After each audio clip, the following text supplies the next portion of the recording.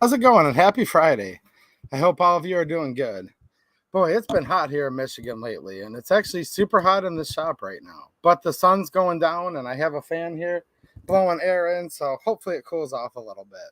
And I hope you guys are all doing good. Boy, there's a lot to talk about right now. Some good news and some really bad news. Massive sweeping gun control has just passed both chambers of Congress. The Senate, the House, as I reported here on this channel, just within the last 24 hours.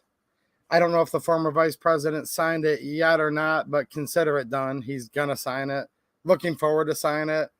I guess if he can find the right crayon and figure out how to hold it properly, but they'll figure out how to get him to sign it. We also had the Bruen case. New York Rifle and Pistol Association v. Bruen in New York, which basically overturned a New York law that had been in effect since around 1911, I believe, well over 100 years. It has some reaching implications throughout the United States, and we're going to talk about that some tonight.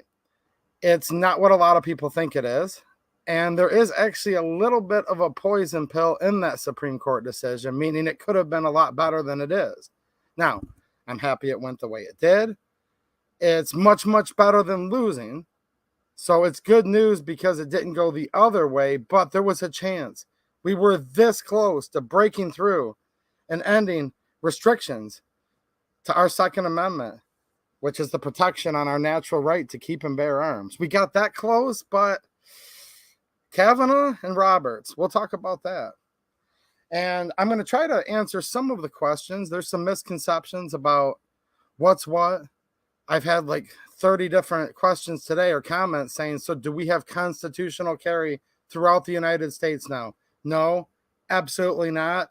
Almost, and we almost could have. If all justices were like Clarence Thomas, we would. Absolutely not true. People saying, so I can now open carry in XYZ state? Maybe depending on what your current state law is, but actually, no, this didn't change anything sweeping for that either. But I'll talk about a couple things that it did do, and there is some good news in that Bruen case. Now, when it comes to the gun control, we're going to go over the list of all of these senators, representatives that are rhinos, which means Republican in name only, that promised their voters certain things when they ran for election. And in my opinion, lied to you, and they need to be held accountable in the primaries and at the ballot box. But before I get into all of that stuff, I just want to thank all the supporters for helping to keep this channel going. I really, really appreciate you guys. So many ways you guys help. You know, just first your moral support. Just being here and hanging out is awesome. A lot of you guys help financially because that's kind of necessary to keep anything going, just like this channel. Patreon supporters, thank you so much. Channel members, people that are supporters over on Locals, people who leave generous super chats. Sometimes you guys send me stuff, and I've been like way too busy, but I have some stuff to give away soon, so keep an eye out on that. That some fellow viewers and friends of the channel have sent in. Now, to thank the channel members, I did put in a new emoji tonight. You guys can do custom emojis, so figure out how to do that on your keyboard. It's a little different depending what device you're on. You can have a Taurus GX4 emoji in the chat. You can have the little 2A EDU, the little picture of that Tokarev pistol that I use for my channel. And a lot of people have said, well, where's the upside down flag emoji? Because the upside down flag is not saying you disrespect the United States or disrespect the troops. No, it's nothing to do with that at all. It means she's under distress. It means we're under distress. And yes, major victory in the Supreme Court with a little poison pill added in it.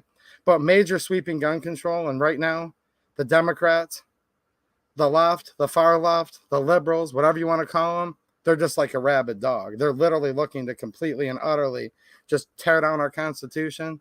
They want to stack the Supreme Court. Some of them want to end the Supreme Court, and they're actually going to try to pile as much gun control as they can through while they have a Democrat former vice president. They have control of the Senate. They have control of the House. So, yeah, there's a lot of stuff going on. So I did add a upside down flag emoji because there were some people saying, well, that's kind of how they feel it's appropriate to fly the flag right now, just to let all the fellow Americans know that, hey, we're in distress and we needed to get it together quick. Because, you know, if we lose this experiment on self-governance, I've talked about this a bunch of times, you're not going to get it back. Now, we might after generations or hundreds of years, or some say even 1,000 years, but you won't ever see it again. Neither will your children or your children's children. And to have them sit there and live in 1,000 years of darkness, yeah, that's an abdication of duty. No, it's your right. It's your duty. That's literally what the Declaration of Independence says, to throw off a tyrannical government. And there's a lot of tyrants that are Democrats. Actually, virtually probably all of them are, at least on the national level, right? Like literally, they all vote for gun control every time. There's a whole heck of a lot of Republicans too. And this sweeping gun control bill had massive, what they call bipartisan support. Meaning, and you guys already knew this, but we need to think about this and we need to be reminded of this. The Democrats, they're not going to save us. The Republicans, they might slow things down a little bit, but they're not going to save us either. No, it's the people. Because when this country was founded, Ben Franklin was asked, do we have a republic or a monarchy? Did he say we have a republic if Congress can keep it? If your Republican senator can keep it? No, I actually don't think he said that at all, did he? Did he say if this piece of nice parchment paper, eloquently written with a quill pen, that will save the republic? Does anybody think that? No, he said a republic if you can keep it. And that was to the lady that he said it to back around 1788, 1789. And he was talking to everyone in between who's been obviously ignoring him the whole time. And he's saying it to you right now. See, everything that's going on right now was talked about at the founding of this country. Because people say certain things like, oh, well, the founding fathers had no idea what it was like to have a pandemic. Oh, really? Besides the smallpox that was like really, really bad, like way worse than anything you've ever seen in your life. Widespread. Washington crossed the Delaware amidst a pandemic. So that's actually wrong. Well, the founding fathers would have had no idea about a tyrannical government like we have now. Actually, yes. They fought off the largest world military superpower, the king, the crown of Great Britain. And they declared their independence. And they set up a constitution, a constitutional republic that was of the people, by the people, for the people. But they knew that just writing it down on a piece of paper wouldn't be enough. Thomas Jefferson talked about that before the ink had finally dried on the final draft of the Constitution with his famous Tree of Liberty letter. He couldn't believe it that there had actually been at that point.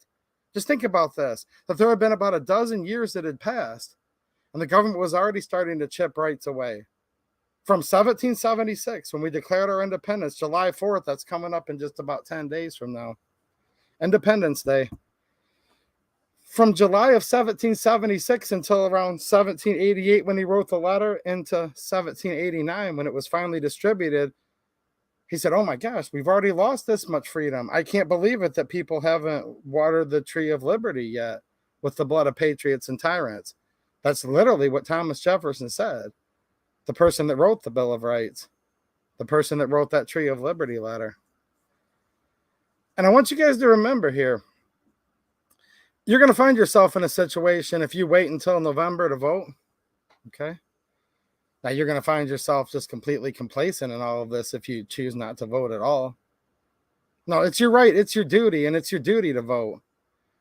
And it's also our duty to make sure that elections are very rigorously looked over so that we have confidence. That's your duty too. But that's what a representative republic means, is that we will send representatives to Congress, and they're supposed to express the will of the people, the constituents in their congressional district, right? And your senators who are supposed to express the will of the people in their states. And if you just say nothing at all, if you don't call, and that's your right, it's actually your right to do nothing at all, and that's fine. Like, I'm not going to make you do anything, but you are part of the problem. And I know the people watching right now, you're probably the ones that write and vote and do all these things the most. But just remind all your friends that. They say, but my Second Amendment, but I don't feel like calling, but I don't want to, but it's not worth it. Heck, I'd like to think this isn't true, but there's probably someone in the chat right now. There's probably somebody in the chat right now telling people, don't write your congressman. It's not worth it. Don't vote anymore. And you need to think for yourself, and people can have their own opinions on this. But if you just wait till November to vote, you're going to find yourself voting for the lesser of two evils. You could find yourself voting for a rhino Republican, for example, like Portman of Ohio. Or from what I understand, the radical leftists that might be running against him. I'm just naming somebody that was a rhino senator that went against the Second Amendment, went against your right to keep and bear arms. You'll say, well, here's the thing. I get it. Senator Portman voted for this, which was bad. But this other person that he's running against, they want to pass XYZ, LGBTQ, ABCDEFG, and they want to ban every gun there is. You guys know there's been bills that have passed the House that's controlled like by a pretty large majority of Democrats, like to ban magazines that are over 15 rounds. You haven't heard much about those because probably won't get through the Senate right now. Probably, but anything can happen now. They said probably none of this was going to end up evolving, and it did. So you're faced with a situation where you either have to vote for someone that's going to take all your guns away, and you're certainly not going to do that, right? Not that you would give them to them even if they did, but you know what I mean? They're going to try to take all your guns away, most Democrats. So you vote for the Republican that just wants to pass, red flag laws and make it where there's a second class of citizens, people under 21 years old, redefine who a gun dealer is, make a huge, large classification of people into new prohibited people. Yeah, there's like about 30 of them total between the House and Senate Republicans that just did that. So you still vote for that Republican because you think to yourself, well, they're a little less worse. And what I just described to you, because we talk about it, there's a lot of things that kind of become talking points online, like the lesser of two evils. And I say that a lot because it's very true. It's actually like the definition of what modern politics says, the lesser of two evils. Well, I just explained to you what that is, right? Well, in Michigan, the primaries are in August. When are the primaries in your states? Because that's actually when a lot of the good people are there on the grassroots level. And they do just want to go to Congress. Many times they just want to go for a short period of time, and they want to go in there and disrupt the status quo. And they want to stop compromising, which is never a compromise. We've never had any compromises on the Second Amendment. Our version nowadays is of a compromise. I say our, meaning collectively this country, not my version. My version is shall not be infringed. If there was one gun control law, it would be completely unconstitutional. End of story. It's over. We shouldn't even have to be talking about it. That's where I'm at. And I hope a lot of you are too.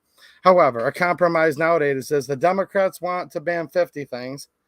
So the Republicans and Mitch McConnell comes in there, slow down, Democrats. We need talking points for our next election. And the Democrats are like, that's right. We got to keep our base riled up so we can't pass them all at once. Then the Republicans are like, well, we need to pass a couple because if we go too long with nothing passing, how's the NRA going to get all the money who's funding all of our coffers? Just remember, almost all of these senators that voted for this bill, red flag laws, many other things, huge high ratings from the NRA, things like that. There's tons of money to be made in politics, tons of money to be made in Washington, D.C., right? But there might be someone who's a true grassroots candidate that's running in your primary right now. Someone that might be just like me or you that actually would go in there and say, no, shall not be infringed is the most clear-cut thing that's ever been written by a human being. And that's the time that you have to pick. You have to try to get those good people passed on and get these rhinos, get these incumbents, get them out of there. So you can actually, for once, I have a great choice to vote for the United States Senate or the United States House of Representatives versus this terrible person, right? Wouldn't that be so much better than just people sitting there saying, well, this one's like really, really bad. And this other one's pretty dang bad too, but he's a little bit less worse and stuff in his own way, I think. That's a terrible situation we're in right now. And I've noticed a pattern in the gun community. Don't worry, I'm going to talk about all the juicy stuff in just a minute. I've talked about primary elections every time there has been one since I've started this channel. And it's actually the least interesting topic to the gun community. I don't know why it is. Hopefully you guys can help me because I do read all these chats afterwards. I watched my views drop about 30 people when I started talking about primary elections. But here's the encouragement. There's supposed to be about, they say 100 million gun owners in this country. Okay.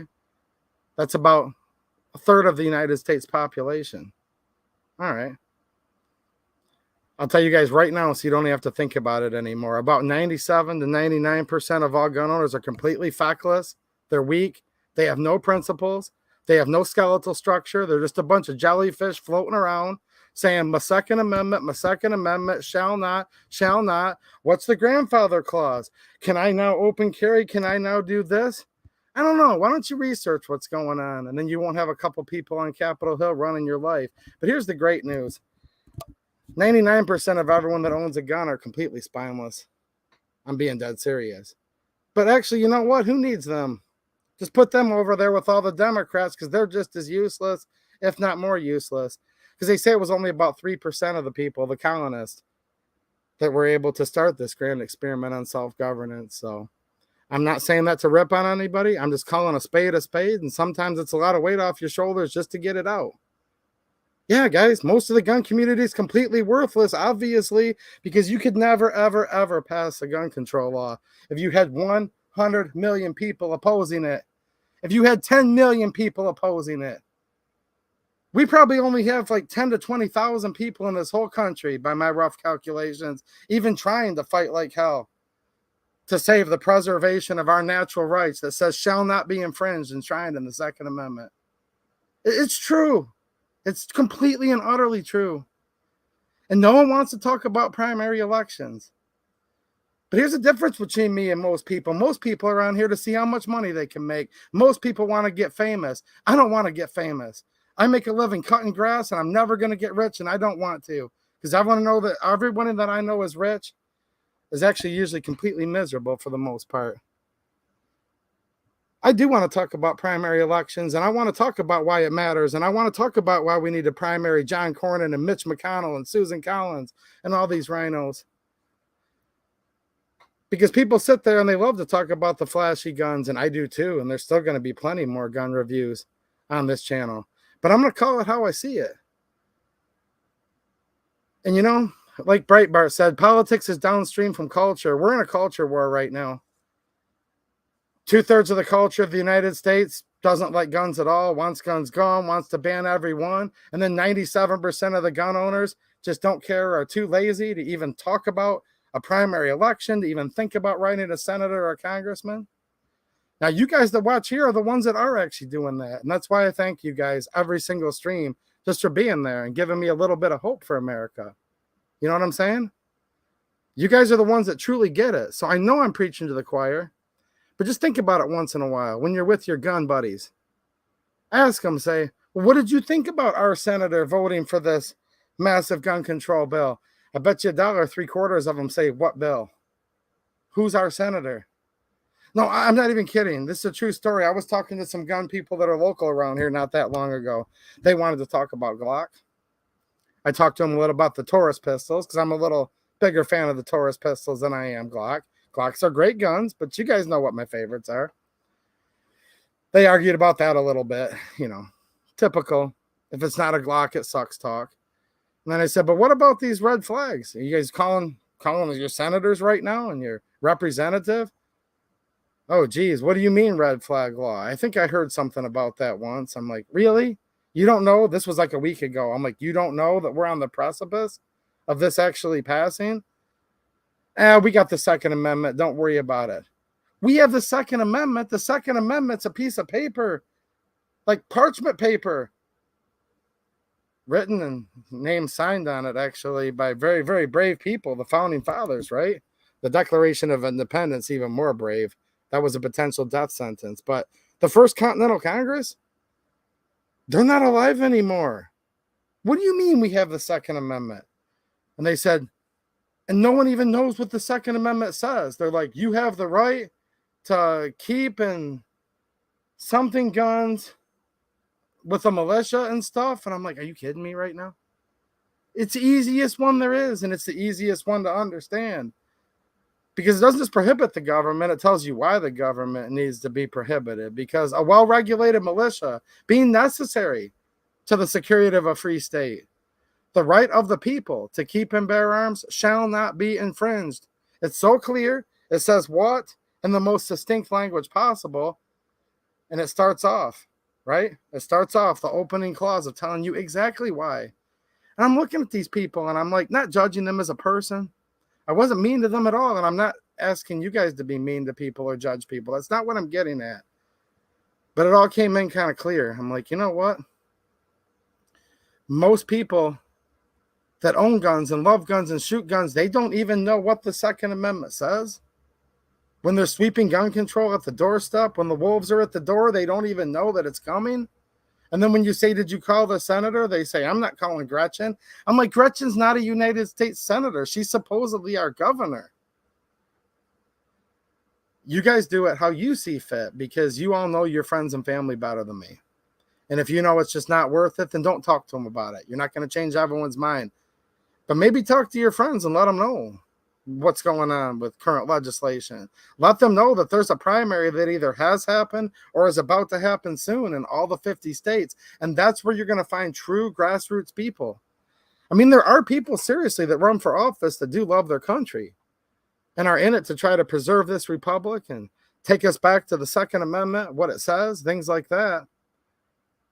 But you'll find that, especially in an off-year election, right, when the president isn't up for election, this is the perfect time right now where these people all feel they have cover to vote however they want because they know nobody votes in primaries and nobody votes in off elections. It's true. Just talk to people a little bit. Be like, do you know who your senator is? Do you know who your representative is? Do you know what they voted for? And we're going to talk about Bruen in just a little bit, guys, okay? I know a lot of people are probably asking me questions about that. I'll just preempt it with this because I'm getting pounded with this one question. We came real close. If everybody thought like Clarence Thomas on the court, if all the quote conservatives did, it would have been this way. But no, it did not give constitutional carry to all 50 states. It did not guarantee all 50 states would have open carry either. Let me get that out of the way. But while we're in the vein about talking about holding these people accountable, first of all, make sure all your friends and family members at least know when there's like a sweeping gun control law that's like right there that has massive support. Also, it'd be good if people knew who their senator was and their representative. And here's where we would need to call them out. And here's why I have no problem calling these people out. Because first of all, they work for us. They literally only govern at the consent of the governed. And they only have powers and authorities that are delegated to them by we, the people. Just remember that. That's literally what this country was formed on. And these are 15 Republican senators that every single one of them has campaigned that they're pro-gun in the past. When you were sitting there making your choice on who you wanted to vote for, I know there's many important issues to all of you. Many issues are important to me too. The Second Amendment's the most important though. Because while I love to keep track of many issues in this country and many things I'm passionate about that I don't really talk about on here at all. I'm passionate about tons of things, guys, with politics, with America. But I believe the Second Amendment was put there, and I know you guys do too. Not for if, but for when they came after all the rest, right? A well-regulated militia being necessary to the security of a free state. Well, the militia is just a fancy word of saying we the people, right? Think about that. I think it's there literally for when they try to come for all the rest, and that's what the government put in place. They said we would need a government. Do you remember Federalist Paper 151? They said if men were angels, we'd need no government at all. But since men are not angels, we are going to need a government to protect people's natural rights from themselves, to keep petty tyrants from your neighbors, whatever, from coming in and having this mob rule and ruling over you and stopping you from exercising your rights that are endowed by your creator. These are laws of nature and of nature's God. That's what the Declaration of Independence acknowledged. When we formed this country was literally built on that. All men are created equal, and they are endowed by their creator with certain unalienable rights. And among these are life, liberty, and the pursuit of happiness. So they put in a government to protect those rights from all of us. But then they said, but hold on a minute. If the government was angels, right, we wouldn't need any protection from it. But since the government is certainly not angels, like obviously, right, we're going to need both internal and external checks on the government. And the internal checks would have been the different branches of government. Things like the Bill of Rights that prohibits the government from doing things, prohibits the government from treading on your God-given natural rights. Nothing's granted. You have no Second Amendment rights. Do you guys realize that? You do not have constitutional rights. You do not have Second Amendment rights. Think about that for a second. Even the most pro-gun, so-called pro-gun senators and representatives, and they run around Washington all day saying, your Second Amendment right, your constitutional rights, there are no Second Amendment rights. Because if the Second Amendment gave you the right, that would mean the government gave you your right. That would mean the Congress that was in power then would have the right to give it to you. So it would be a privilege. It would be something that was passed down from the higher ups to the lower peons, plebes, whatever you want to call yourself, proletariat, the working class, right? No. They acknowledged, they said the right to keep and bear arms shall not be infringed, meaning the founding fathers believed and knew that you already had that pre-existing right. And the government was only put there to protect it. And that's why it literally says the right, meaning it already pre-existed. This government, any government, shall not be infringed. That was the prohibition on the United States government. So no, you don't have constitutional rights. You do not have Second Amendment rights. You have rights that were endowed by your creator, whoever you believe created you, or whatever you believe created you. That's who gave you your rights. And the only way they're going to take your earthly rights away is when they take you from this earth. That's what the founding fathers believed, and that's what I believe in too. And when we run around and we keep saying, but my Second Amendment rights, but my constitutional rights. No, these are constitutionally protected rights that pre-existed this government. And if they still live on in the hearts and minds of the American people, will actually still exist long after this government's over, because this government's going to fall someday. Some people believe it's going to be sooner than later, but no government's gone on forever. I mean, are we still ruled by the Roman Empire, for example? I don't think so. What about the Ottoman Empire? What about the British Empire? The sun never sets on the British Empire until 1776. America. Just think about that. The sun never sets on the British Empire. Then there was America. This country will fall someday. And the founding fathers knew that, and they set up a government that was going to be instituted among men, where the government would only have any power and any authority to do anything at the consent of the governed. The government doesn't have rights on any level whatsoever. All rights are inherent in the people, and the government's only job is to provide a basic rule of law, right? And to protect natural rights. You can sum up everything this country was created on in those two brief sentences if you think about it. It's true. I'm going to say this real quick, and then we're going to go through these traitors, because people need to remember who they are. They work for you. A lot of people will tell me, but hold on a minute, 2AED. You just stop for 1 second here, okay? The 10th Amendment, that's states' rights. No, actually, it's not, because I just said no governments have rights. Only people have rights.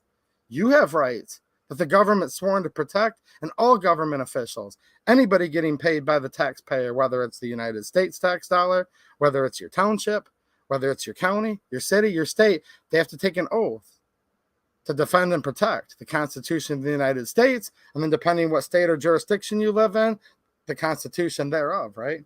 The 10th Amendment isn't states' rights. Are you kidding me right now? States don't have rights. States are governments. States have powers. And what the 10th Amendment literally says, like I said, find anywhere where it says that any form of government has any rights in the Constitution and Bill of Rights. No, the Bill of Rights is for the people. And the 10th Amendment literally says the powers not delegated, the powers, not rights, the powers not delegated to the United States by the Constitution, nor prohibited by it to the states, are reserved to the states respectively or to the people. Did anybody even know that? Now, I get it. I'm not a word snob. When people want to run around and say Second Amendment rights, I get it. When the government's programmed you to believe that these documents give you your rights and you're only on their whim, like since you were born and your grandparents were born, I get it why people say things certain ways. But I just wanted to bring that to everyone's attention. If you think I'm wrong, tell me I'm wrong. That's fine. You'll have to find somewhere in here where it says the government gives you rights. You'll have to find somewhere in the Bill of Rights or the Constitution where it says the government has rights, okay? If you can find that, then I'll believe you. But you can still disagree. I just see so many people running around saying, but our Second Amendment right. Now, if they mean to say Second Amendment protected right, that's one thing, but that's not usually what they say, actually. And I hear more and more people lately saying, but the Second Amendment gives us the right to keep and bear arms. And the United States Congress gives us the right, and they just took our right away. No, because if you believe that they didn't give it to you, then they can't take it away. And I'm offering this as encouragement. I'm not trying to be down in the dumps on this. Everything I've been saying is all encouragement. Think about it. These are some names that we need to remember. I'm trying to think of a cool way to do this. There was a viewer. I don't know if he's watching right now. I think his name is Fivehead. That's his username. I don't know him, but I do recognize him as a regular viewer. He said, man, you need to come up with a shirt that says something like Kick Rocks 2022. And then list like all these Republican rhino senators on it. I don't know if that's the way to do it, but let me know if anyone has any good ideas. Leave that in the chat. These are the people that need to kick rocks at the polls in the United States Senate. Now, some of these are going to be 2022, 2024, 2026. Hey, there you go. Yeah. Did I get that right? You know, we need to think about this, though. That's encouraging. You know, Fivehead was thinking about something, right? When he put in there, you know, he's thinking about it. We have a culture war. Like, we need to remember who these people are. Okay? And if it's you wearing around a shirt, if it's a bumper sticker, if it's a post-it note by your monitor, if it's whatever. If you guys have money, I don't have any money. But if you guys do, run a big billboard out, right? That says, remember in November or whatever, and put all these people on blast. You know what I'm saying? Think about it. All right. Here's the 15. And this is pretty sad. Now, here, let me say this first, though. All 50 Democrats are, but hold on to a EDU, Angus King of Maine and Bernie Sanders of Vermont. They are not Democrats. People love gotchas online. I know. It's cute, but they're Democrats because they caucus with the Democrats and they vote for everything the Democrats do. So all Democrats and Angus King, right? And Bernie Sanders. Okay. All of them are guilty. They need to answer at the polls. Okay. They need to answer at the polls. These need to especially answer at the polls and be primaried. They have a lot of money behind them. The only thing we have is each other, actually. And that's actually all the colonists had when they founded this country was each other. They made alliances with the French, other things like that as it went on. But they had to win some key battles first before the French were going to step in. So you can look at that two ways. You can say, oh, they have the money, but all we have is the American people. That's not necessarily a bad thing if there's enough American people that we can motivate to actually care. I mean, what do we have to lose, right? Just ask them that. What do we have to lose? And when they say, I don't know, say literally everything. Because the Second Amendment's under attack constantly. So many principles are under attack constantly. And once they get the Second Amendment, all of it's gone almost instantly. And the Founding Fathers knew that. Here's the 15 sellouts. Think about these states. Now, I can't vote in any of these states because, well, mine are both Democrats, which means doing what I can here in Michigan, guys. Are you going to vote in the Michigan primary? Are you going to vote in the Michigan elections in November? Some of you will, some of you won't. All right, we're going to start off with the Senate Minority Leader, Mitch McConnell. Everybody that lives in Kentucky, he needs primaried. He is the swamp. He is the deep state. He has more money, I would bet, than anyone you can even imagine. Mitch McConnell in Kentucky. It's a red state.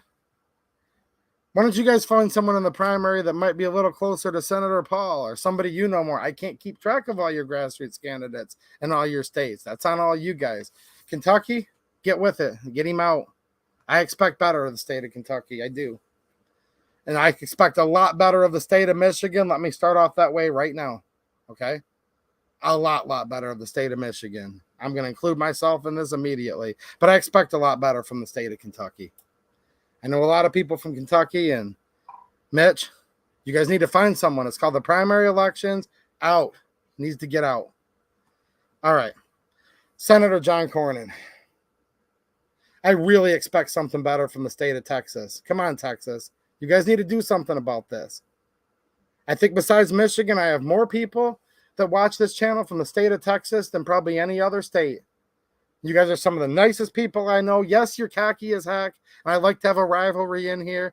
And I really like all of my friends I've met on this channel from Texas. And knowing a lot about the way you guys are in Texas, you guys need to step up. You need to step up to the plate. John Cornyn needs to get primaried. He needs to be out. I mean, literally, the Republic of Texas. You guys are literally talking about right now, okay? Right now, the Republican Party of Texas is talking about seceding from the Union because they're so sick of this crap. But John Cornyn is the senior citizen, senior senator, and a senior citizen. Talk about a Freudian slip. I'm thinking about these guys. I'm looking at this list. I'm like, everyone in here is 100 years old. I'll double down on what I said. He's the senior citizen and the senior senator of Texas. If I did anything like what he's doing, I'd have half of this chat from Texas coming in here, dragging me out in the field and beating my butt. I'm not asking you guys to do that. What I am asking you guys to do is get to those primaries. This is called the primary election because here's what happens. And this is for all of these senators. You find yourself where you're like, well, is it going to be Cornyn or Beto, whatever? He ran against Cruz, but you know what I mean. Yeah, I get it, guys. You have to vote for Cornyn over Beto because Beto's like 1,000 times worse. No, that's where we have to primary Senator John Cornyn. And I want to be perfectly clear. You guys would come and whip my butt, and that'd be fine if I talked like he did. Don't do that. Okay, don't do anything like that. I'm talking like beat them at the primaries, at the polls, okay? Roy Blunt of Missouri. I don't understand that either, actually. Now, again, I don't live in all these states. You guys can help me understand. You guys need to motivate all your fellow people and friends and family and relatives that live in these states. Missouri's pretty darn pro-gun last time I checked. I mean, you guys have Josh Hawley, right? Hawley didn't vote for that, but Roy Blunt did. Get him out. If some of these people are retiring, doesn't matter. Because you know what will happen? Roy Blunt, too, will come back in if you don't get the proper person through the primaries in the state of Missouri. Everything I'm saying here applies to all these states, guys. So I already know what people are saying. But so-and-so is retiring. I know. Okay. That's important. You can tell me that. I want to know these things. But doesn't matter. You're going to get Roy Blunt part 2. You're going to get another rhino. Unless you're really active. There's good candidates in every state. I know there are. Yeah, even in California and New York, actually. But not many people care. We need to start caring. This next state's kind of breaking my heart. You drive through this state, it's mostly mountains. At least the part I drive through. Very beautiful state. A very red state. The state of North Carolina. Republican Senators Richard Burr and Tom Tillis. Come on, guys. Seriously, North Carolina. Now, I get it. There's some crazy Democrat that runs against both, and you have to. Nope. Let's go back to what we've been saying this whole time. Go back to the primaries. They need to get out. Richard Burr and Tom Tillis, both senators. And here's the sad part. And I'm not throwing North Carolina under the bus. I live in Michigan, guys. I'm doing all I can, and we still have 2 Democrat senators in Michigan. And probably whoever's watching this from North Carolina, you're doing all you can do. But you still have 2. Do you even have 2 Republican senators? Because here's why. When it comes to this omnibus, it might not technically be called that, this sweeping gun control regulation, there really ain't any difference between Michigan and North Carolina, or California and Michigan and North Carolina, or New Jersey or New York, because both Republican senators from North Carolina, 2 for 2, voted exactly the same as the 2 senators that are Democrats from Michigan and the 2 senators from California and New York. Now, what's going on here, guys? What's wrong? Why can we not win this culture war?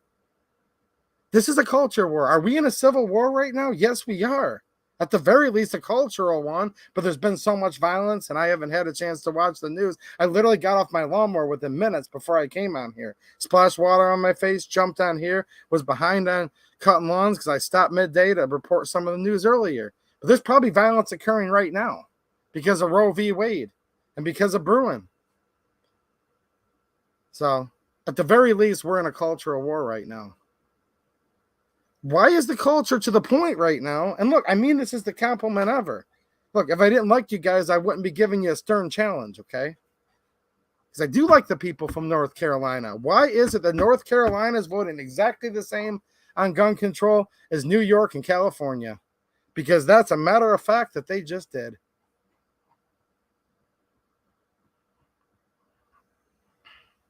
It's a half rhetorical question. It's a half serious question. Help me out, guys. We need some solutions. We need some answers to this because this is BS. Now I'm going to call out the second most red state in this whole country. West Virginia. West Virginia. Now, if you go by the presidential election as an indicator, that's usually the best indicator. The second most pro-Trump, okay, which he was the Republican candidate. Yes, guys, I know Trump called for red flag laws first. That's the second most comment I've gotten today. I know. And I've called him out on it actually probably more than anybody has that I've even heard of on YouTube or anywhere. We'll talk about that in a little bit when we get into this gun control bill. I just wanted to get that out there. But as an indicator, how people vote for the president is supposed to be the temperature of that state, whether it's red or it's blue or it's purple. The second most red state in the whole country has very, very, very rabidly anti-gun. Look, he's been the founder. His name's been on most of them. Joe Manchin. There might be some things to like about him. I don't know. The most anti-gun senator tied for in the whole Senate, Joe Manchin, because he's voted for every anti-gun bill there is. And then your Republican, Shelley Moore Capito. Now, what's going on here? I just said the second most, as far as the last presidential election goes, the second reddest state in the whole country. Both of your senators just voted for this sweeping gun control.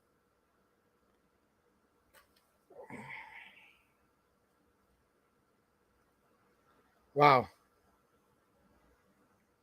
There's many, many people and good people in West Virginia. Not many people live there. There might not be anybody watching right now from West Virginia. I offer you encouragement. I'm offering all of you guys encouragement because I like you, okay? If I didn't like you guys, I'd just say whatever. Just that San Andreas fall, if it falls off. I don't say that because I know there's really good people in California too.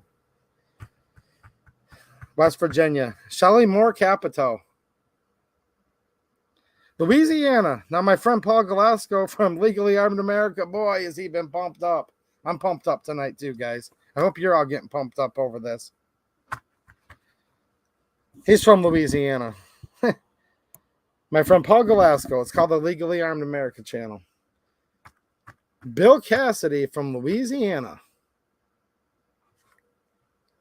I don't know the exact rankings of all of the different who's the most red in the country, but Louisiana's got to be in the top 3 or 4 or 5. I mean, I think of that as like the gun belt in the United States. You got Texas, right? You go over to Louisiana. You've got Mississippi. You've got Bama.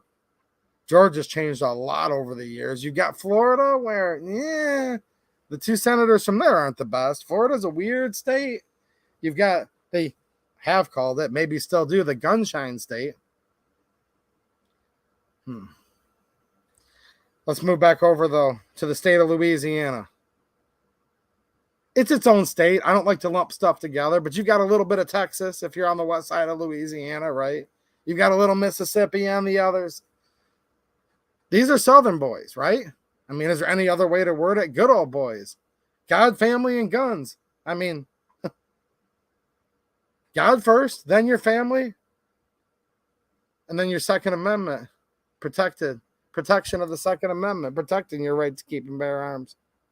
All right, Louisiana. Your senator made a vote for this. I would note Senator Kennedy did not. If I lived there, I'd probably re-vote for him, and I'd primary the heck out of Bill Cassidy. And if he's retiring, again, find a good candidate, vote for them in the primary.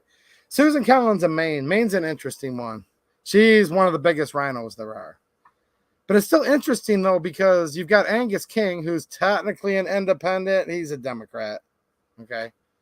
In real life, he's a Democrat. He's an independent. Yeah, right. Maine, I thought, is the most conservative state in the Northeast. I mean, much of Maine is like rural, like massive forests. Like, you need a gun or you could literally get eaten by like a very dangerous animal. Rural. Well, both of the senators of Maine, I guess there's no difference between Maine and California and New York because both of the Maine senators voted for this. Tell me, do any of you guys live in the Northeast? Tell me if I'm wrong on any of this. I don't live across the whole country. I live in Michigan, okay? I do some limited traveling. I'm looking forward to heading back down south again in just a couple months, but geez, oh Pete. I thought Maine was like super rural and like very conservative and stuff. All right, Maine, you got to do better than that. Susan Collins, out. Joni Ernst. Now, when I think of that, this is the heartland of America, Iowa. You've got Senator Grassley. Now, he's about 100 years old. I guess he's running again.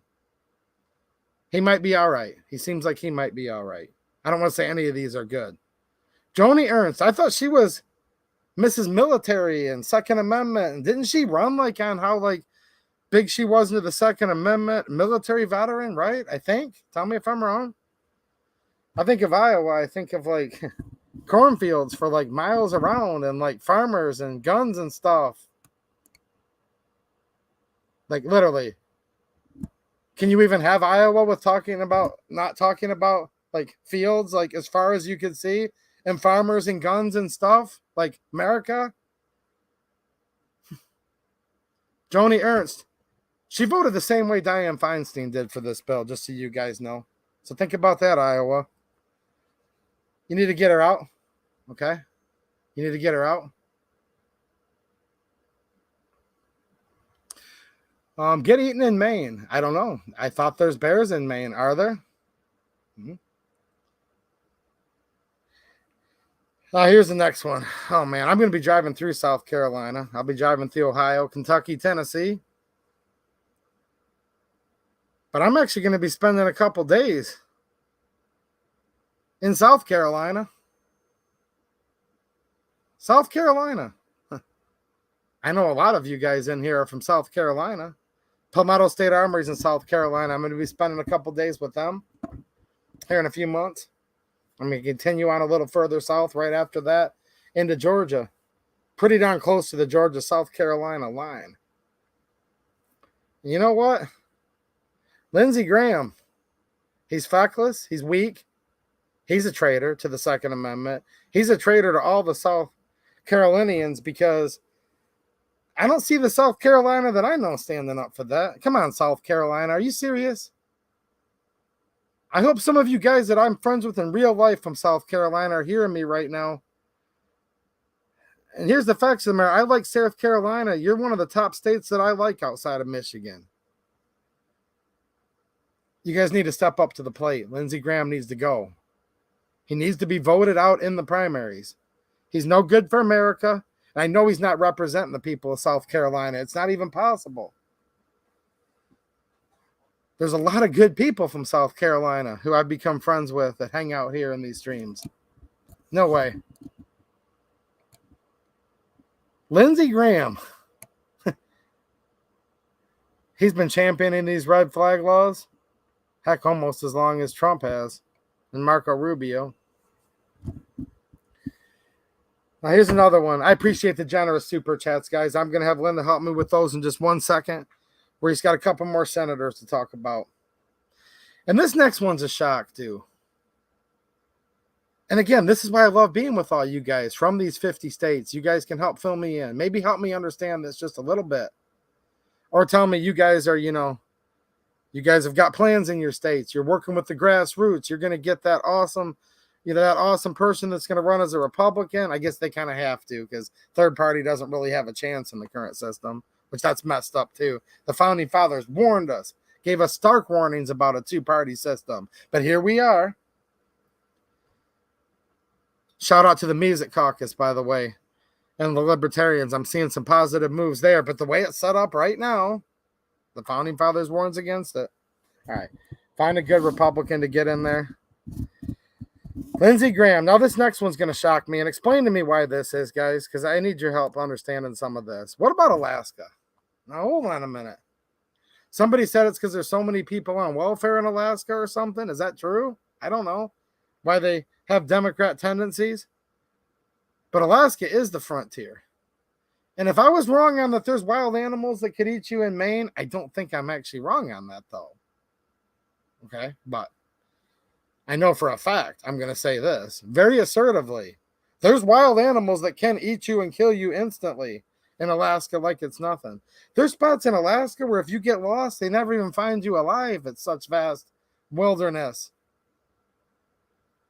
People literally drive around Alaska, like ride around on snowmobiles with like huge rifles and like, I don't even know, like 454 Casull handguns and 500 Smith & Wesson Magnums and stuff. And Lisa Murkowski from Alaska. Now, maybe I have the wrong impression of Alaska, but I thought Alaska was a bunch of Paul Bunyans and wilderness people and good old boys. Which I mean all of those as compliments, actually. If you guys saw how I live and who I hang out with, all of that is nothing but compliments. I love people who hang out in the woods and cut trees and log and fish and hunt. Alaska. Unless there's something I'm missing here, this is a bunch of BS. I got more faith in you guys from Alaska than this. This is BS. She needs to go. Out. My friend Alaskan Ballistics runs a channel. He's done a lot of grassroots stuff in Alaska. Hold on one second. I'm going to give a quick shout out to him. He's been a friend of mine a long time. This is what you think of when you think of Alaska. I just got a brand new... Hold on one second here. I just got a brand new Alaskan Ballistics t-shirt. Like I said, Chuck's been a friend of mine a long time. Haven't had a chance to open it yet because every day when I come in from work, I'm so dirty, I don't want to mess up my new shirt. But look at that right there. Alaskan Ballistics with a huge moose covering like the whole front. If you guys live in Alaska and you don't know where to start, get a hold of Chuck from Alaskan Ballistics and say, where do I start? Because he's been working on the grassroots political level there, trying to find good candidates for a long time. Come on, Alaska. Lisa Murkowski, out. She needs to be voted out. Now, this is, I guess, you'd say our sister state here. I know you guys are a lot more purple than some of these states. But Ohio. Look, I know you guys are rivals in so many ways to Michigan. And I'll razz you guys as much as I can because, you know, it's always a little rivalrous. I mean, we had a war over the city of Toledo, and look it up, guys. There literally was a war between Michigan and Ohio. A battle. They call it a war. But no, I actually have a lot of love for Ohio because my baby girl, literally like the best thing ever in the whole wide world, she was born in Ohio, and she needed very, very special medical attention. And there wasn't really a hospital good enough for her around here that had such a good NICU, right? It's called the Infant Intensive Care Unit, the NICU. And they said this is probably the best hospital in the country, maybe even the world, for your daughter's situation. She's perfectly healthy, guys. She's 10 years old. She's the most beautiful thing ever. Some of you guys will get to hang out with her, actually, this fall. I'll talk about that in just a second once I get past these senators.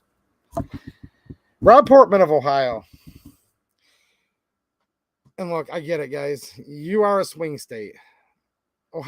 Parts of Ohio are very, very red. This is all about the cities versus the more rural areas. Thank you, DLD. I just saw that out of the corner of my eye. Thanks, man. I appreciate it. Shout out to the DLD After Dark channel. He's fighting a good fight. Ohio. Get him out. Rob Portman, get him out. At least your Democrat senator, who that's a real beauty, by the way. Is it just me? Or is the Democrat from Ohio? He just seems like he's nuts. Sherrod Brown?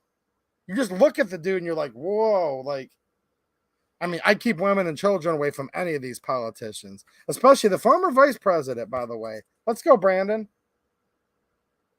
Somebody seriously said, why are you wearing that Let's Go Brandon hat? When Trump did this, I'm like, are you kidding me right now? Some people can't chew gum and walk at the same time. Let's go, Brandon. The former vice president.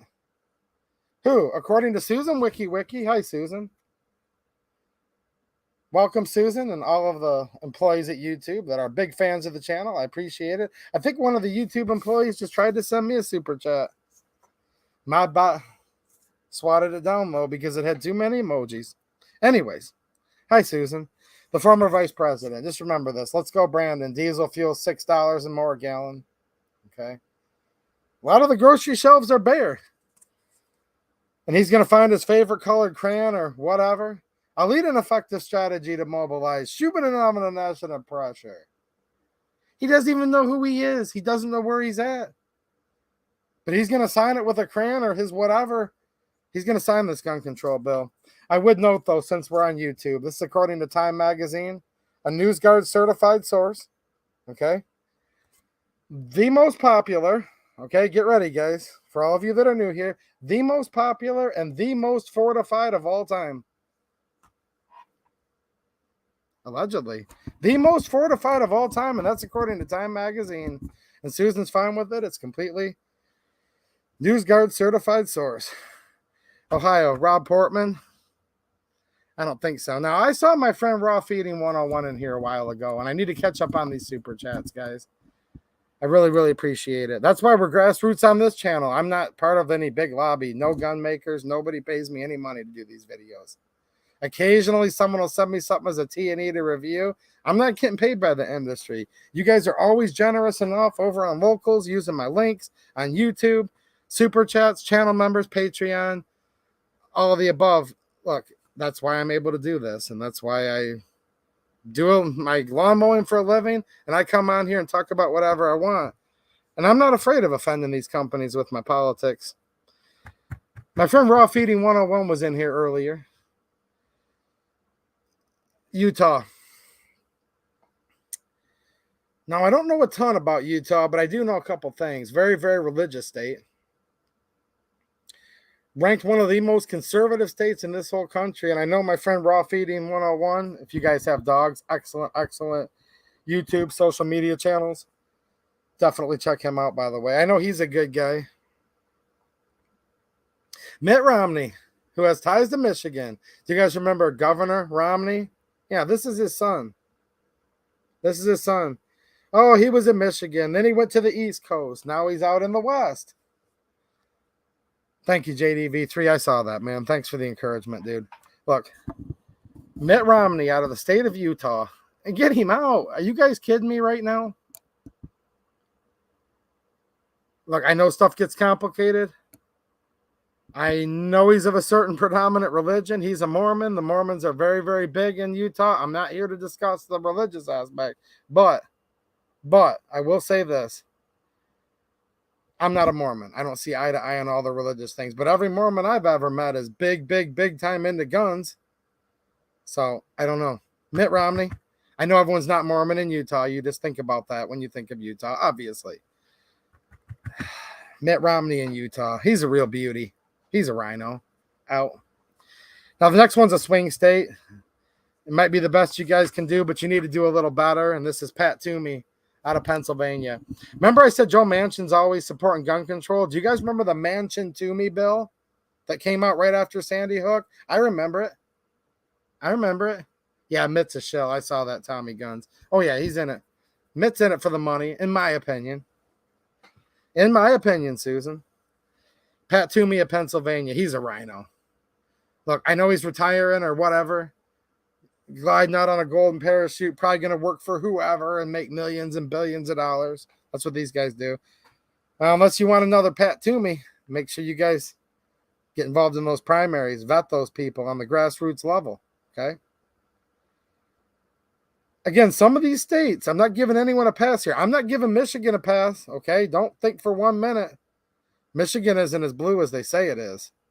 Just remember, the most popular, the most fortified election of all time, okay? Gretchen's not as popular as some say she is. Let's just leave it at that.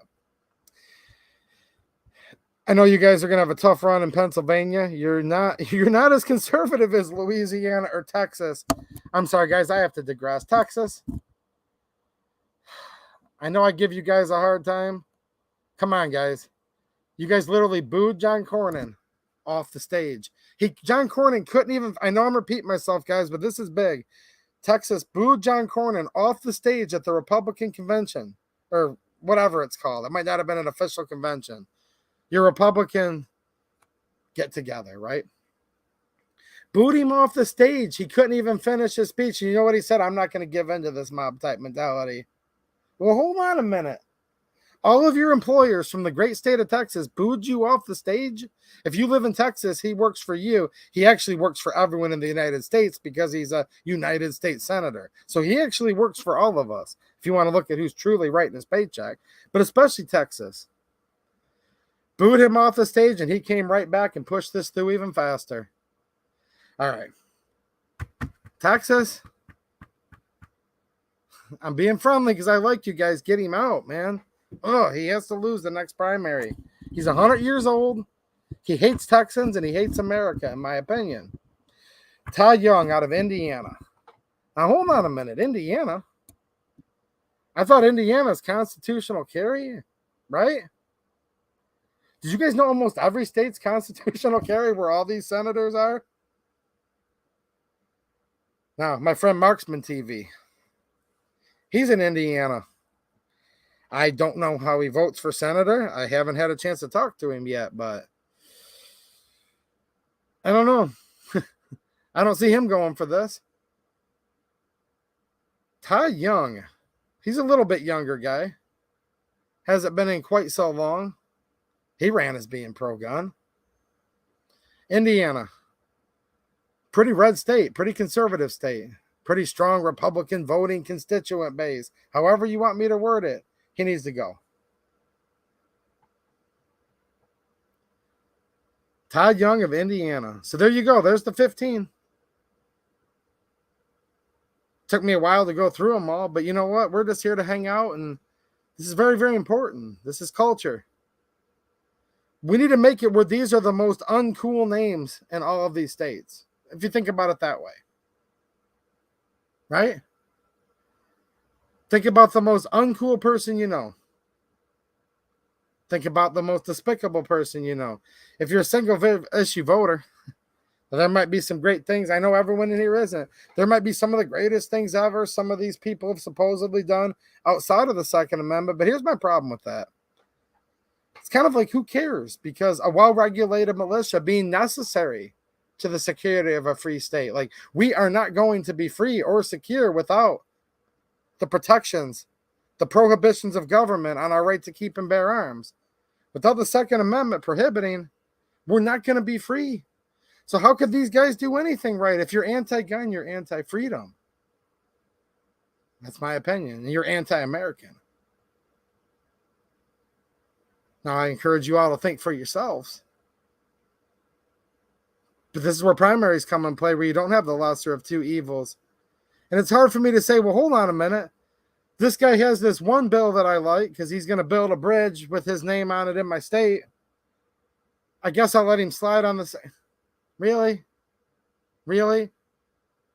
Like, if we didn't have the Second Amendment protecting our natural right from the government, prohibiting the government, we wouldn't even be the United States of America anymore. And in my opinion, we soon won't be if they keep infringing.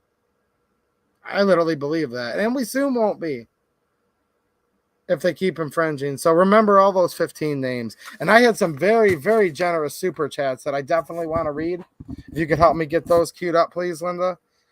Because I want to read them live while I'm on the air, because they're usually good comments. And hopefully you guys didn't leave yet because it took me so long.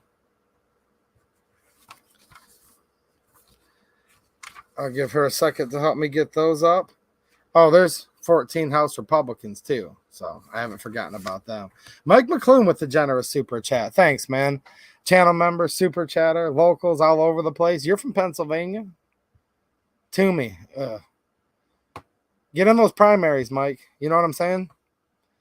Thanks so much, dude. I appreciate it. And I don't have the Susan Wiki chat quite handy yet, but I'm going to guess it's a version of a tactical hippo. Let me see if I can find it here. Thank you, Mike. He says Henrietta and Hugo are watching at home and are mad. Those are his two little hippo characters that are more pro 2A than any of these senators, right? Thanks, Mike. I appreciate you, man. Dr. Oz. I'm not too excited about Dr. Oz for Senate and stuff. Linda said, the lovely and beautiful, and she is beautiful and lovely. Linda said, hopefully Oz keeps his word. I'm going to be hopeful of that too. Speaking of the state of Utah, Raw Feeding 101. I knew I saw him in there. What's happening, man? How you doing?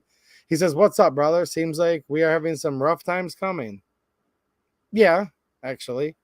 We'll talk about Bruen in a little bit. There's some good news with that, but yeah, actually. Thanks, man. And shout out to his channel, guys. If you're into dogs and want to feed them natural food, that's his thing. That's what he's a specialist at. And very, very smart at it. So check him out. He's an awesome dude. Longtime friend of the channel. Speaking of awesome dudes and longtime friends of the channel, Bill Camperus, what's happening, man? You're so generous, dude. I really appreciate you. You help the channel in so many ways. He said, thanks for all you do. Well, I don't know that I'm really doing that much, but you're welcome, man. And certainly thank you for being here and offering moral support and encouragement. And in this case, monetary support to help keep the channel going. Thank you, dude.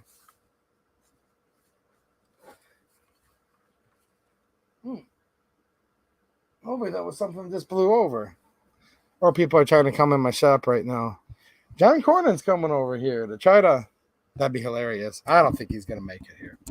Vito Spadafiore, thank you, man, for being a channel member. Generous super chat tonight says, good to be here.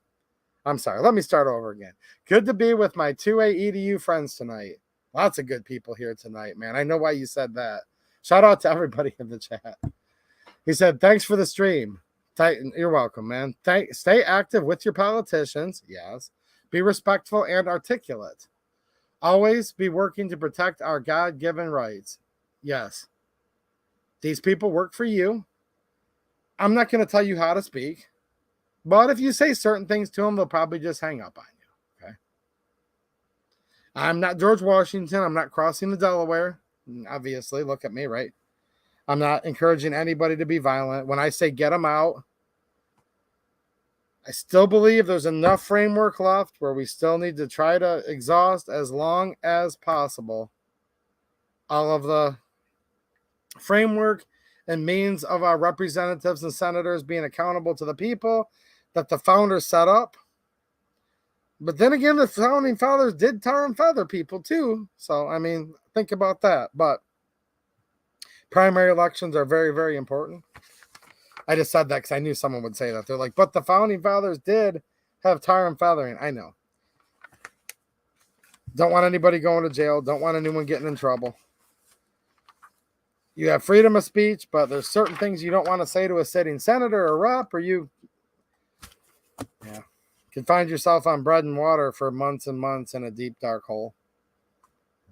You guys talk to him how you see fit. I'm not going to tell you how to speak. But it is probably more effective, as Vito said, if you don't have to be smart to talk to him, but if you're somewhat articulate, right? Marco Polo, what's happening, dude? Speaking of people who, him, a couple other awesome people, Dauntless Defense, have literally recently sent stuff. I know it's not that recently now that I still need to give away. And I think I'm going to literally do those videos this weekend. Thanks for being a longtime supporter of the channel, Marco. I appreciate you, dude. Channel member, locals, sending me stuff, right, to pass on to you guys. He says, evening, sir. Thanks for your work. Stay strong. Well, you stay strong too, dude. You're out there in the Virginia area, right? I know you guys have had some wins. You're starting to turn stuff around. Look, guys, we have to stay positive for the positive stuff, okay? Stay positive for the positive stuff. Use that energy to fight back against the stuff that's not so good, right, Marco? So, yeah, bless you and your beautiful family, man. Thank you. America the Free.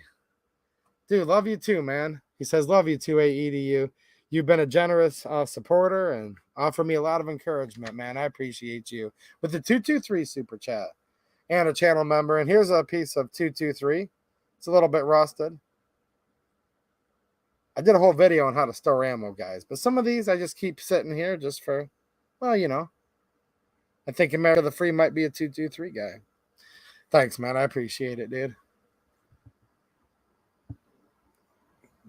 Rudy Finney. I'm waiting for an RSVP from you, dude. By the way, real quick here before I read Rudy's.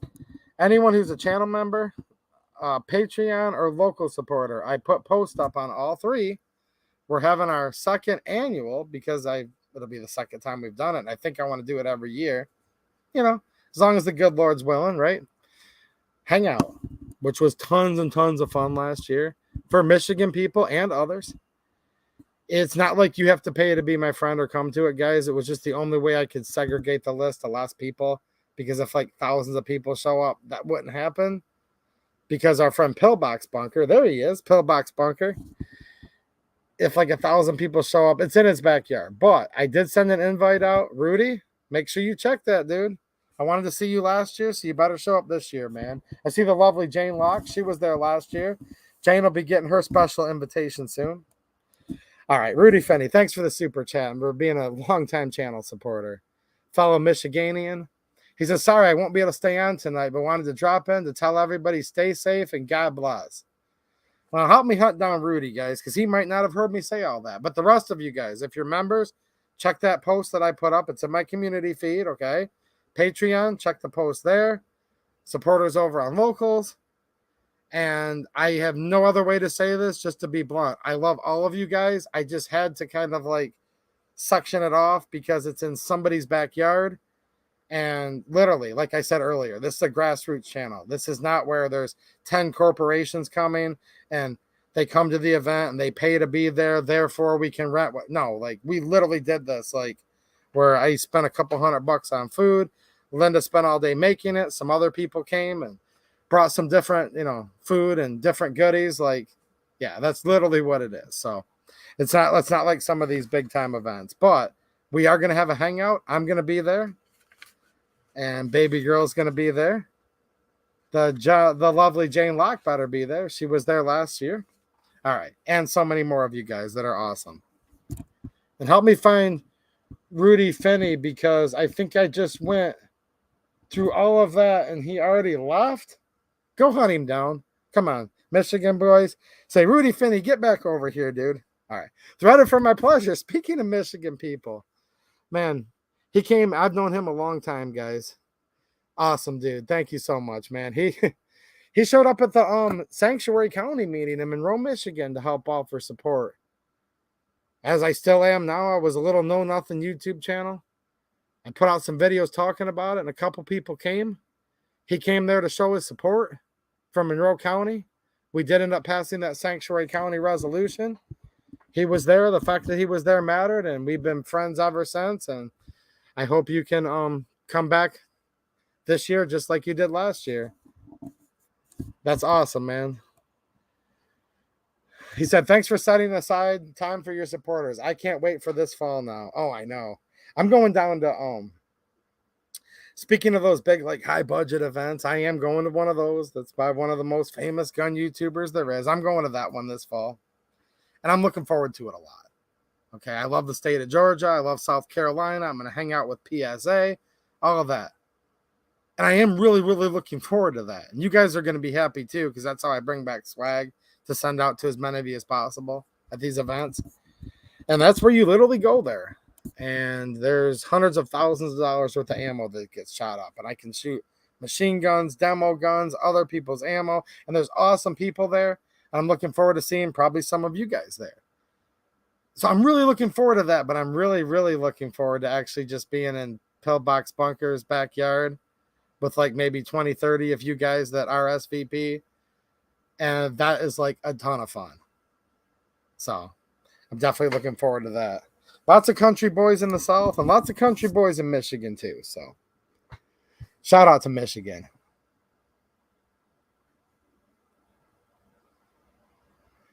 Rainy day, 44,124. Man, you guys are being generous tonight. Thank you so much. I appreciate it. And I do give up money mowing my lawns. Like, I'm behind on lawns now, and because I stopped doing those videos today. So I really do appreciate you guys. I do put it all back into the channel. We got 762 by 39, maybe. He might be more of a 308 guy, but I've got a 54R. So, Rainy Day, 44-124. Thanks for being a channel member and for a super chat. He says, come on, fellow Ohio citizens. Oust Rob Portman. There you go. Friendly challenge from a fellow Ohioan. Is that what you guys call yourselves? Like I said, dude, people from Michigan hate people from Ohio and stuff and back and forth. And there literally was a war over Toledo, Ohio. Look it up if you guys want trivia. It's pretty darn interesting. Nah, dude, I have a lot of love for Ohio. The most beautiful thing I've ever seen in my whole life. I mean, we can give Mama most of the credit for that too, of course. But no, she was taken care of there quite well in the state of Ohio. So there you go. I'm one of the few people from Michigan that couldn't possibly hate Ohio. James Kawasaki, channel member, super chatter, longtime channel supporter. Thanks, man. I appreciate it, dude. He's offering some encouragement here, which we need. Says, Jesus loves you. He saves souls and guns save lives. Stay armed and dangerous. Love your neighbor. Expose evil. Defend innocent. Love God. Repent. Well, that's very encouraging for me, and I hope it is for a lot of you guys. Thanks, James. I appreciate you, dude. Look, guys, James is clearly a Christian and religious, and I am too, and I'm not ashamed of that. Even those of you that aren't, and those of you that are both, we should all have this in common, though. We can still expose evil, right? And we can still protect lives. So we need to get together on some of these things. Thank you for the encouragement, man. We have a member super chat from Denny that Susan makes it hard to move over here, but Linda, thanks for taking the time to type that out. One of the perks of being a channel member is you guys not only get the GX4 emoji and the little 2A EDU logo emoji. Try it out, channel members. But now you get the upside down flag because some people said, dude, there's no upside down flag emoji within YouTube. So I made one because they said she's in distress right now. And I said, you know what? I don't think I have too much of an argument against that. So you guys can mess with that. Anyways, member super chat. Denny's plant-based journey, a Texan. And he knew, dude, I was thinking, you're one of the ones I was thinking about. Clover Tech, a bunch of people. When I thought of Texas, I'm like, look. Now, it's because I like you guys so much is why I had such a stern challenge, you know, for the state of Texas. He says, keep doing what you're doing. Appreciate the work. Well, thank you, Denny. And I think you're an awesome dude. I'll just say that for now. I really like you, man. Thank you. Another member super chat. RP Talk, longtime supporter of the channel. Thank you, man. It says red flag laws make for a scary future. Yeah, like most definitely. Probably the scariest thing ever. I'm going to go into those just a little bit here in a minute. Talked about it a little bit in my last two videos here on this channel. Because I do want to get to Bruen briefly. A lot of people are talking about Bruen. I might actually be doing another stream soon with a friend of mine about that. That's why I'm mainly just trying to hang out with you guys tonight and offer some encouragement and support because there's many people a lot smarter than me. They're going to go through and be able to articulate exactly what the bill said maybe for a little bit. Thank you, Ultra. What are you called tonight? Ultra Maga Mama Linda. There we go. I was thinking Cutie Pie or something like that would be a better name. But Ultra Maga Mama Linda. Thank you. All right. A lot of people are going to know exactly what was set here and there, but look, here's the way this works. Red flag laws. Let's talk about this gun control bill a little bit. I'm going to go through these representatives quickly here in a second. I'll be a lot quicker with the U.S. reps because everything I said applies to them about the senators. So we have a bill that has passed both houses of Congress. The lower chamber in the House of Representatives and the upper chamber of the U.S. Senate, and it's either on its way to or maybe he's already signed it. The former vice president, Bob G. Yes, something like that. You are correct. Okay, red flag laws. Look, you probably already know what those are. And sometimes when I say stuff like this, people get mad at me, but look, I don't want to say I just don't care. It'd be great if no one got mad at anyone ever, but it's just the truth. Let's go, Brandon is true. Seriously. Most despicable. In my opinion, the worst former vice president of all time. But I'm going to call a spade, and I have been, because it's just true. President Trump said, take them quick. Take the guns first, then due process. He was a huge, huge advocate for red flag laws. He later kind of got more quiet about it. And I believe he kind of gave a lot of people cover that probably already were more predisposed towards them already anyways, and kind of gave them a chance to have the cover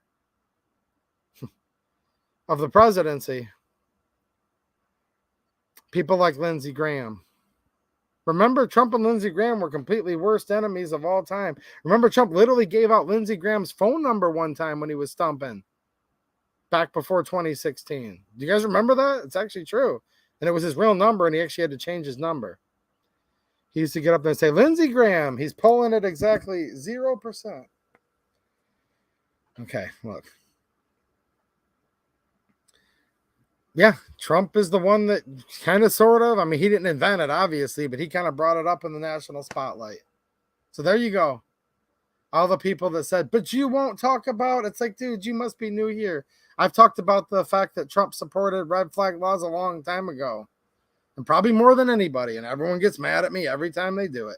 Look, you can't make everybody happy all the time, and that's not my goal.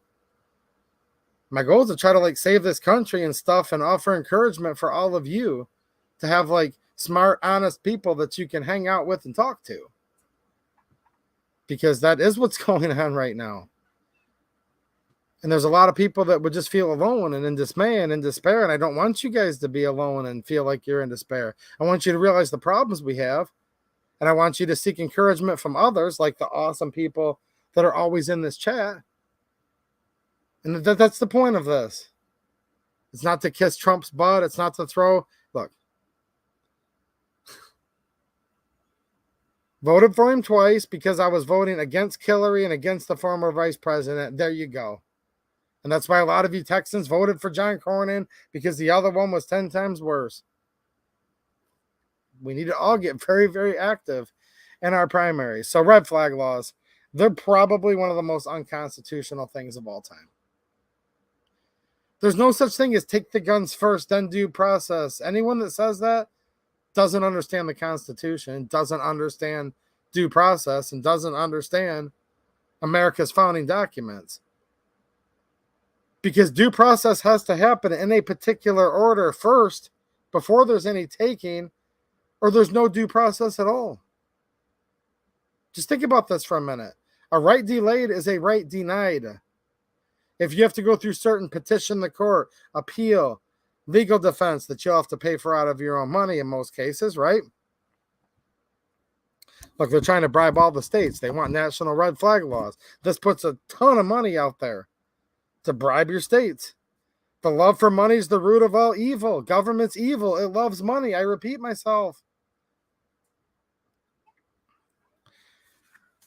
If somebody tries to tell you, okay, that you can take your guns first, then due process, A, they're lying to you, and B, they're insulting you. They're insulting your intelligence. Because to believe something like that requires the listener to be much dumber than the speaker, and they think you're dumb. So just start with that right away. Next time they say common sense, red flag law, take the guns first, then due process. Just look at them and say, why don't you just call me a moron? Because that's actually what they're doing. Seriously. A right delayed is a right denied. There are no permits for rights. There are no more. No. Take them quick. That literally means you're, as far as you know, a law-abiding citizen. By the way, the founding fathers, not so law-abiding. For everyone out there saying, but I'm a law-abiding citizen. Oh, really? I'm just following orders. Any cops listening to this, when Chief so-and-so or Sheriff so-and-so calls you and says, get over there, 111 Smith Street, take the guns immediately. You're going to bash his door in? Take his guns? I don't know. Now, look, I'm not going to insult people's intelligence and answer for them, but cops have been doing this.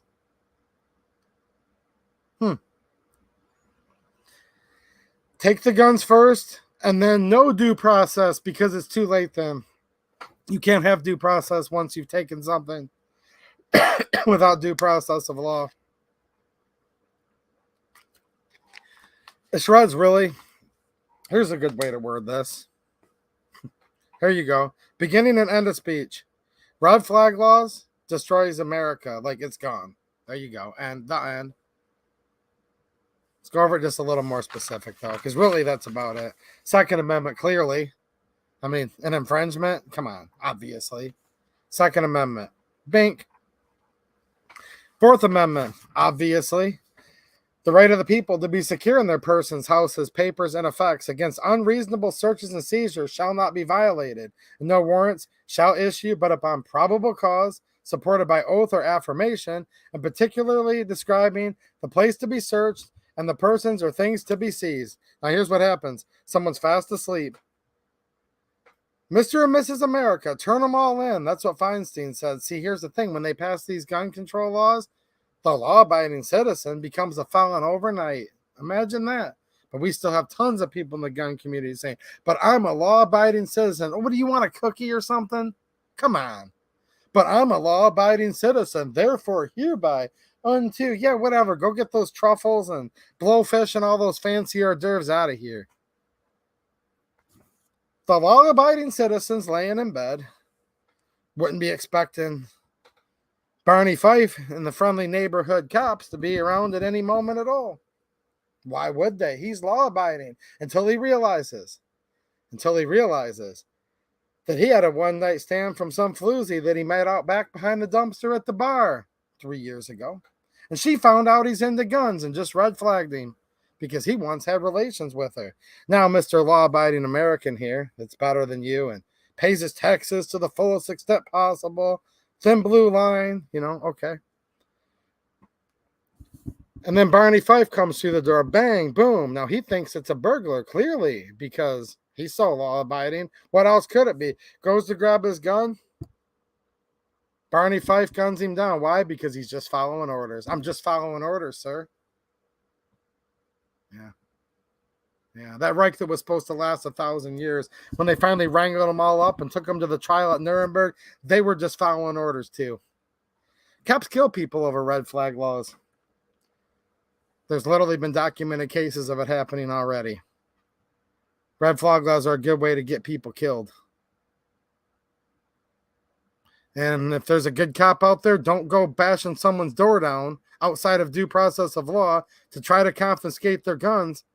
Because, yeah, you should be able to go home and see your family. Here's the thing I don't get half the time. Look, and I'm kind of leaning more one way than another as time goes on. I'm not completely anti-cop, guys, but boy, oh boy, I've seen a lot of stuff I thought I'd never see in the last couple of years. The cops always say, but I want to go home and see my family. And that's a very admirable thing to do. Then don't go breaking into someone's house like a jackbooted thug burglar and trying to steal their firearms outside of due process of law. Obviously and stuff. Killing someone that's innocent in their own home that tries to protect themselves. I'm just saying. And I don't worship the police like most gun tubers do, so I'm sure any cop probably unsubbed from me a long time ago. But if there's any good ones out there, you probably know what I'm talking about. If you want to go home and see your family, great. Don't go and steal from someone and violate the Constitution. Red flag laws violate the whole Bill of Rights almost. Fourth Amendment. All right, let's go on to the fifth. You know what I'm saying? You want to go home and see your family? I want you to see your family too. Don't go breaking into someone's house and trying to steal their stuff outside of due process of the law. Most good people I know, of course, they're going to shoot when someone breaks in their house in the middle of the night with no proper warrant. Give me a break. No knock warrants? The most unconstitutional thing ever, too. Fifth Amendment. No person shall be held to answer for a capital or otherwise infamous crime unless on a presentment or indictment of a grand jury. Red flag laws skip all that. It's an ex parte hearing where you literally have the hearing, okay, without you even knowing about it. Yeah. Except in cases arising in the land or naval forces or in the militia when in actual service in time of war or public danger. Okay. That doesn't apply to what we're talking about with these red flag laws. Nor shall any person be subject for the same offense to be twice put in jeopardy of life or limb, nor shall be compelled in any criminal case to be a witness against himself. Now, this is really important. Just think about red flag laws. Now think about this. And try to tell me the Fifth Amendment isn't demolished with red flag laws. Nor be deprived of life, liberty, or property without due process of law. Nor shall private property be taken for public use without just compensation. Let's go into the Sixth Amendment because this also very closely relates. In all criminal prosecutions, the accused shall enjoy the right to a speedy and public trial, not with red flag laws. Oh no, it's a hidden back room deal from your ex whatever or somebody and stuff.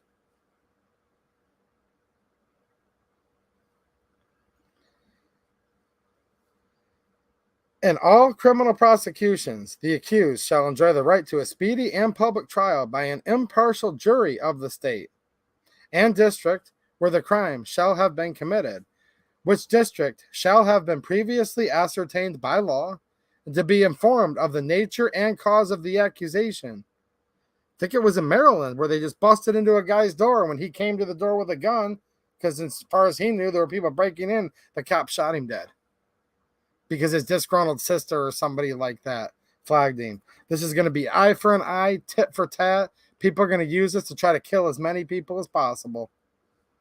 Kill off all their enemies. That's what I think is going to happen as more red flag laws get put in throughout this country. Really, really sick. To be confronted with the witnesses against him. Nope, this is an ex parte hearing. It's called Take the Guns First, no due process. To have compulsory process for obtaining witnesses in his favor and to have the assistance of counsel for his defense, even though in this, they said, no, you wouldn't have that, actually. You could get legal counsel, but you'd have to pay for it with your own money and stuff. Yeah. Now, they're going to take a bunch of common misdemeanors, which, again, if people are hurting people, this is called the boyfriend loophole. If you're hurting somebody, that's not cool. That's not good. There's many ways people hurt people all the time. It's part of human nature, unfortunately, because all have sinned and fallen short of the glory of God, and nobody's perfect. But it still doesn't mean it's okay to be hurting people, including people that you live with, that you're married to, in a relationship with.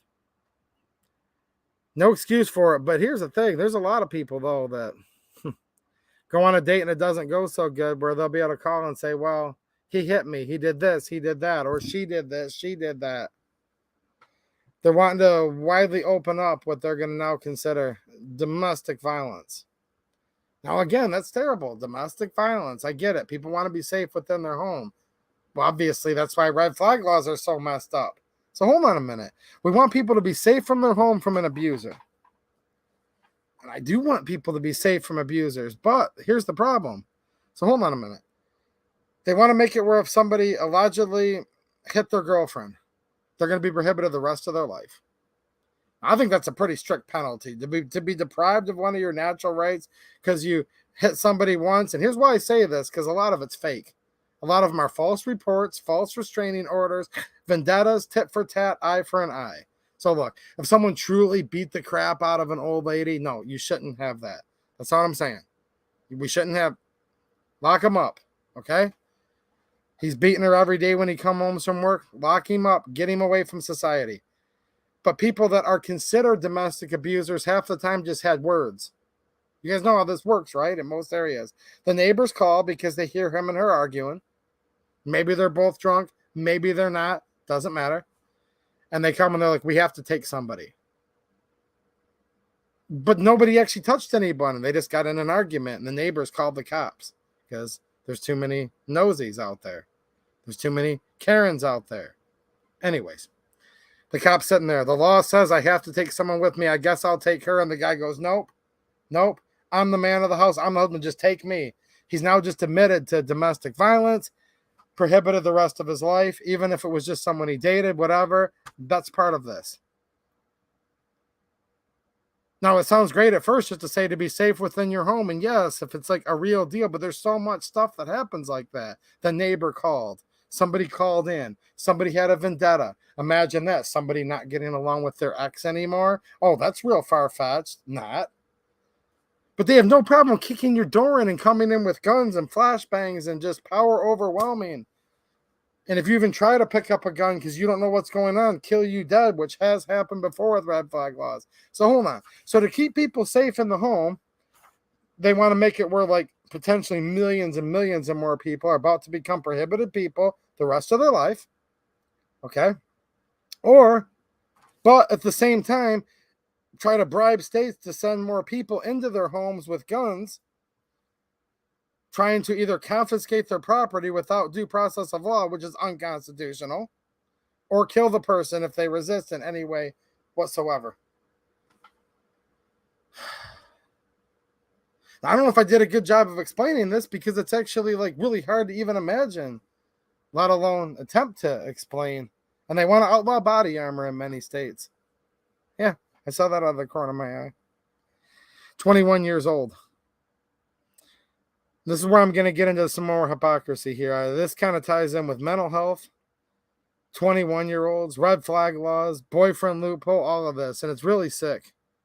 And they're doing a lot of stereotyping and doing a lot of lumping people in together. Okay, so think about this. Adults from the ages of 18 all the way up to the day before they're 21 are going to be treated as a second class of citizen. Okay? They can go enlist and die for their country, and many, many people have.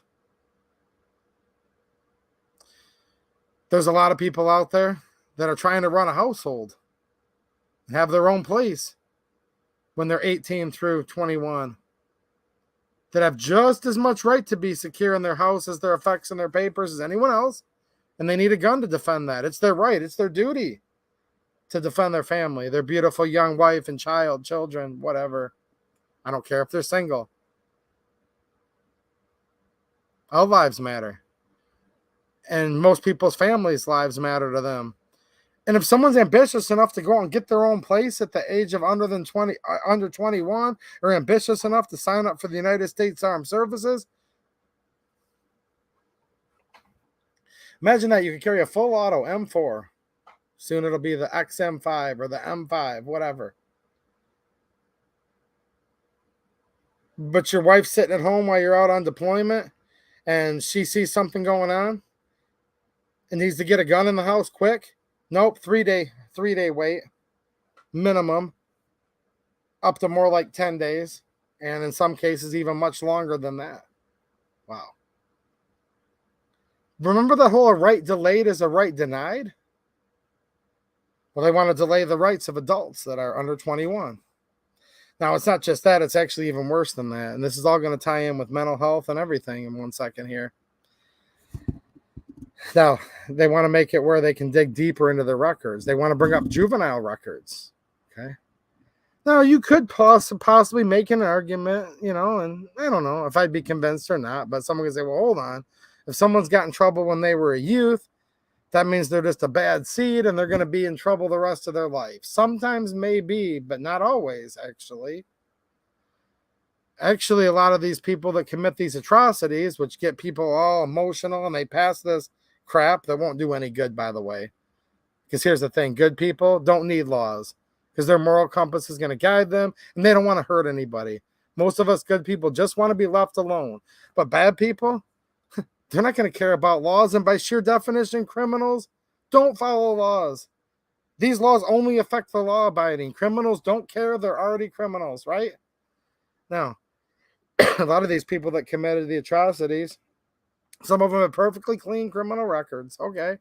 Other times they were literally, the FBI was told about them. Everyone knew they were going to do it. They were writing it online. They told everybody. They rented a billboard in Times Square saying they were going to do it, right? The tip got lost. The tip wasn't responded to. Nobody, whatever. They left the door open on the school. The cops stood out and milled around for an hour, hour and a half, with ballistic shields and armor and rifles, and they still waited. Look. Why are you going to vet minors into extra vetting and delay their rights Even when you know someone's about to do something while they're literally in the classroom, bang, bang, bang, and there's parents, the one boyfriend trying to get in their arm to save all those kids in Uvalde, Texas, and the cops are milling around for hours. Here, let's just have a sandwich. Let's just talk about it. Oh, parent trying to come in and save their kids, pepper spraying them, arresting them. No.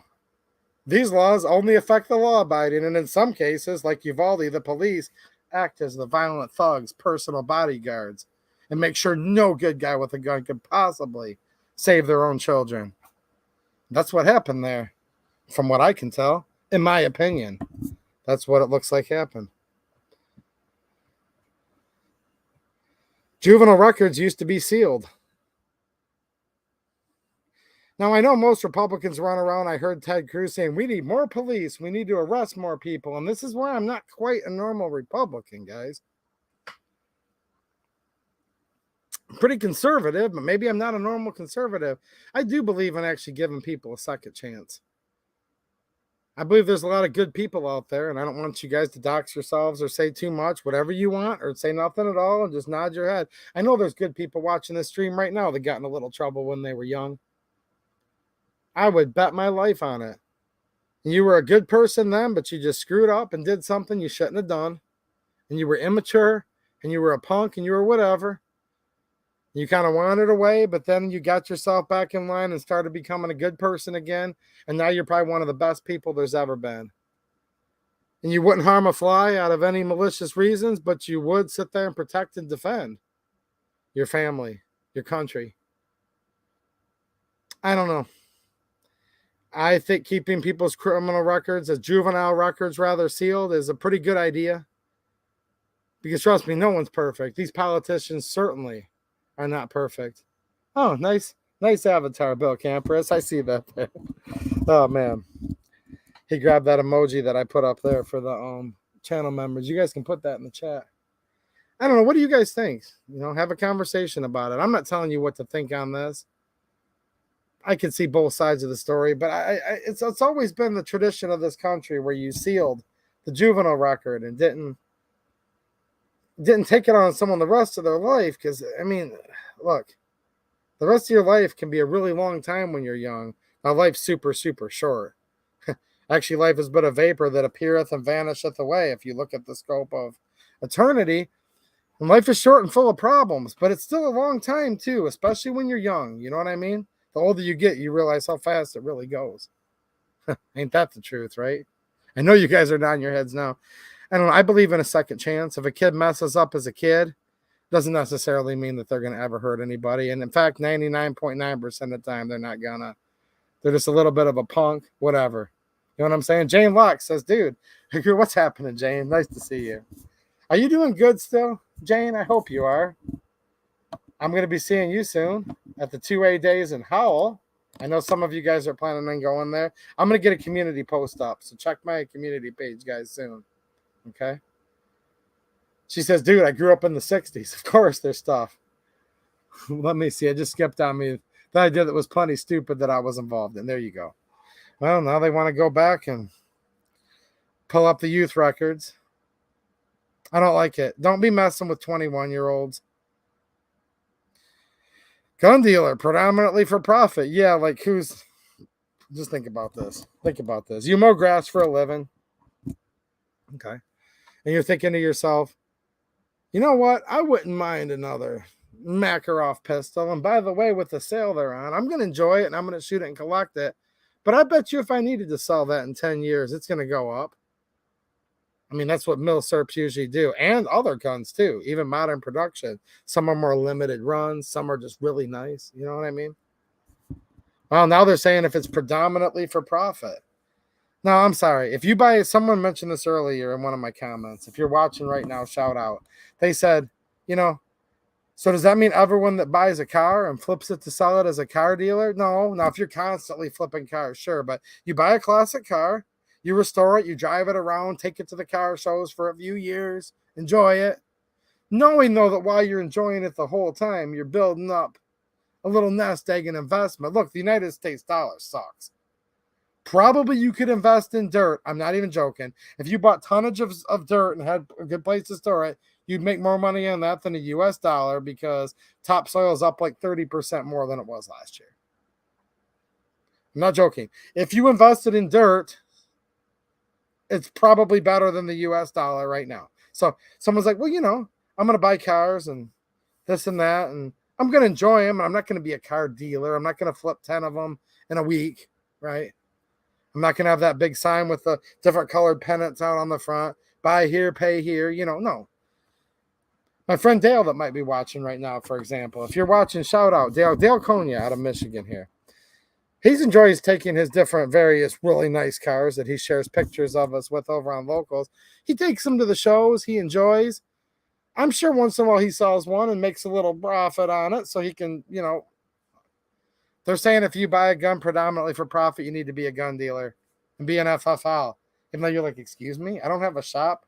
I cut grass or I work at a factory or whatever. Another thing to try to get more people in is prohibited people, in my opinion. Dana Webb with the super sticker. Thank you. I appreciate the support. Look at that nice dog. Susan doesn't help me too much with the super stickers over here, but I hope everyone in the chat enjoys them. Thank you for the generous super sticker. I appreciate you supporting the channel. Dana Webb, thank you. All right, look. So there's the 21-year-olds. I don't like it. I don't like the gun dealer. But they do say they want to help mental health. I'm all for helping mental health, actually. And they want to make school security. Okay? I want to make schools more secure, too, actually. First of all, don't make them gun-free zones. When are these people ever going to get it? The only thing that can stop a bad guy with a gun is a good guy with a gun. And when seconds matter, cops are minutes away. Now, Uvalde's a little different because parents were there with guns that got there in time. The cops prohibited and protected the thug for an hour or whatever, allegedly, in my opinion, from everything I've seen, right? Okay. Besides that, which is literally insane, like, wow. What happened in Uvalde, Texas? Just, ugh. Can't even believe it. Can't even believe it. That boyfriend just came out, talked about what he was trying to do to protect. Normally, when seconds matter, police are only minutes away or hours.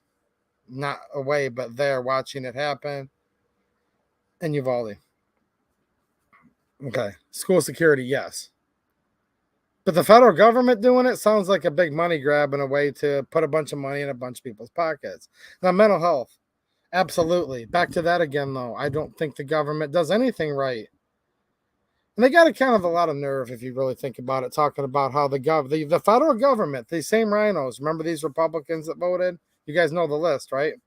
I'm not going to say it again because I spent an hour on it tonight. They have a lot of nerve putting in here acting like they care about mental health. A lot of nerve. Because, in fact, it's my belief that they don't. First of all, they're grouping everyone with mental health together with these red flag laws, with some of these loopholes they talk about. And they're saying that anyone that has a mental health condition is all of a sudden just going to be deemed that they're violent or they're homicidal or whatever. That's a huge insult to many, many good people in America. I mean, mental health is real. That's like real health. That's no different than if your arm's broke or your leg's broken in some cases. Maybe less than that, but in many cases worse than that. And it doesn't mean you're mean. And it doesn't mean you want to hurt anybody. But they want to lump everyone with mental health into one bag. And that's very patronizing and that's very wrong. It shows that they have no clue how to approach this topic whatsoever. And I think mental health is the main thing we do need to look at. But not by passing red flag laws. Are you kidding me right now? You know what that's going to do? That's going to make people that are under 21 that would have to go through this huge extra background check rigmarole, maybe get denied and put as a prohibited person because it's something they did when they were a kid, when they were 9 or 10. They shot the neighbor's window with a BB gun when they were 10 and now they're prohibited and stuff. You know what I'm getting at? Think about it for a minute.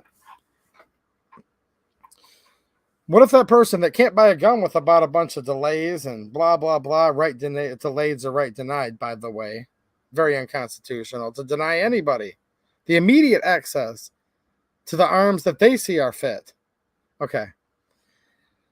Maybe they develop PTSD, which is a very real thing that you hear about a lot. I wonder how many people are going to not go to the doctor to try to get some help, or to a counselor, social worker, psychologist, psychiatrist. There's many different spectrums. Again, proving what I was trying to say earlier. You don't just take mental health and just put everybody in this one little basket and say all people with mental health cannot buy guns because they're all crazy psychopaths that want to whatever.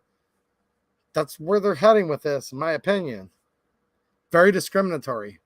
We've got age discrimination here. We have medical disability discrimination here. And here's the thing, I'm not going to agree with her much on much of anything, but I do agree with her in this. I agree with AOC. Someone's going to take that as a soundbite. I agree with AOC on this one thing. It's also very racial discriminatory here. This is racial discrimination. It's age discrimination, and it's health discrimination. And she actually, here's the thing, guys, I do listen. Now, she's not going to change my mind on many things.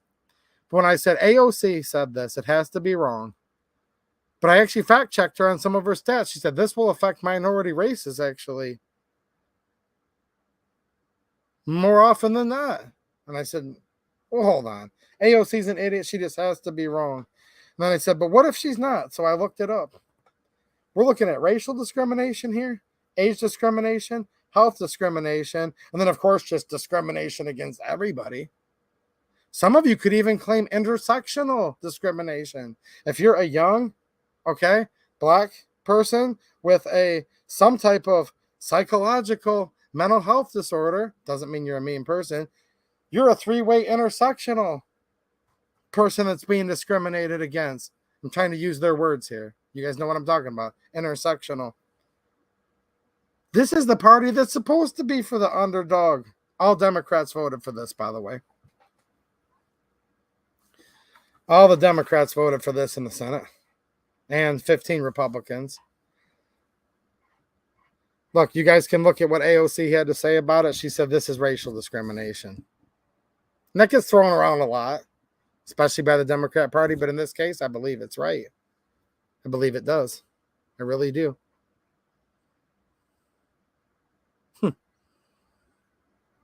So you had the junior senator from Kentucky. He made the Breonna Taylor bill, right? Standing up against police and for minorities. Now you have the senior senator from Kentucky voting to have more police kicking in people's doors and going after, according to AOC and many people, going after racial minorities, age discrimination, medical discrimination. I think this is going to destroy mental health in America even worse because people aren't going to want to go get the help they need. Now, I think a lot of people are over-medicated and a lot of youth are over-medicated, and I think there's lots of problems with lots of that, but I had a viewer earlier that made it pretty darn clear and said so, and I'm paraphrasing them, but this is the gist of what they said. This is what they said, right? They said, look, so I've been on a medication that's been allowing me to lead a perfectly stable life for 30 years. They're a completely productive member of society, living a stable, productive life for 30 years, they said, because of a medication they've been on. They're like, now, so if this stuff all goes through, I'm going to have to get off my medication because I don't want to give up my guns. I thought about that for a minute. It's like, man, we know mental health is a huge problem in this country. Probably the biggest reason why all these crazy people do crazy things. And to me, this deters people from getting treatment. It deters people from even talking about it. Because some people do get treatment from a hospital, from a psychologist, psychiatrist, counselor. But you know who I think the number one treatment providers probably are in this country? People's close family and friends. Those conversations they have with people they trust the most. And now red flag laws, as they start to go through more states, because states are getting bribed to do this, I think a lot of people are going to be reluctant to tell people that they co-inhabit with, that they have a relationship with, about what they're going through. Because now they fear that that person could go and have an ex parte hearing behind their back and say, by the way, he said that he was depressed before and he owns guns. And I believe he's a danger to himself, and they come in and kick your door in. At the very least, all your valuable guns that, well, I guess you're not allowed to make profit off them anymore. So who cares now, right? Or you become a gun dealer and stuff. Ugh, this is sickening. But all your guns, you've been waxing them, polishing them, wanting to hand them down to your kids for an investment. At the very least, you're going to watch them throwing them in a pile out in the front yard, storing them in an unclimate-controlled warehouse. They usually come back dented, dinged, rusted. Just listen to some of the horror stories. Talk to the people down in Louisiana when there was Hurricane Katrina, when they came and confiscated their guns. For any person that says they ain't coming for your guns, this person's an idiot or willfully ignorant, one of the two. We've had mass confiscation of guns in this country before. Ask the American Indians. Ask them about it. Ask people that were affected by Hurricane Katrina. They came in and took them. And sometimes people got their guns back years later after Katrina, and they were just rusted together. Wouldn't even work anymore. Wouldn't even work anymore. So they're throwing them in a pile. They're laughing at them. They're spitting on them. That's the best case scenario. Jeez, just imagine if you believe it's a criminal coming to try to kill you because you forgot you told your girlfriend that you were, suffering from a little depression 3 years ago and you had a bitter breakup and whatever, and she flags you. It's called vendetta, eye for an eye, tit for tat, spite, all these different things, right? There's usually a lot of that going around too when relationships end badly. And a lot of relationships do end badly. It's just the way humans are, right? It's going to happen. And then all of a sudden, they either, again, get gunned down because they think it's a criminal and they raise a rifle up to see who's invading their house and just following orders. Bang, bang, flashbang, brr, brr, brr, full auto MP5s. They must have a lot of money. I haven't even heard of a department lately that doesn't have at least a couple MP5s. You can't. No, only they can. They come in, fire superiority, power overwhelming. That's if it's a bad day. Because someone told their girlfriend and stuff, or their wife, or their brother, or whatever, that they were sad. Or maybe like when it thunders really loud out, he wakes up and is like, oh my gosh, what's going on? It's okay, honey. You're not in Iraq anymore. There's people that wake up like suddenly in their sleep when they hear, look, I knew a guy one time that when they come and get the commercial dumpster and they go boom, boom, boom, boom, boom, boom. When they, they tip it up and it hits it, he would literally just jump and immediately just like go for cover. And he was real like, and it would take him like an hour to get his heart rate back down. He had some stuff occur to him when he was in Iraq that he said he can't help it. That's just the way he is.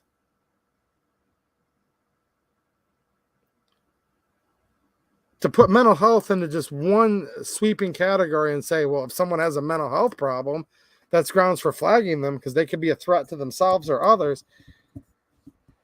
I think it's going to lead to more problems, not solutions. Where people now have to become more introverted and trust people less, not share much information.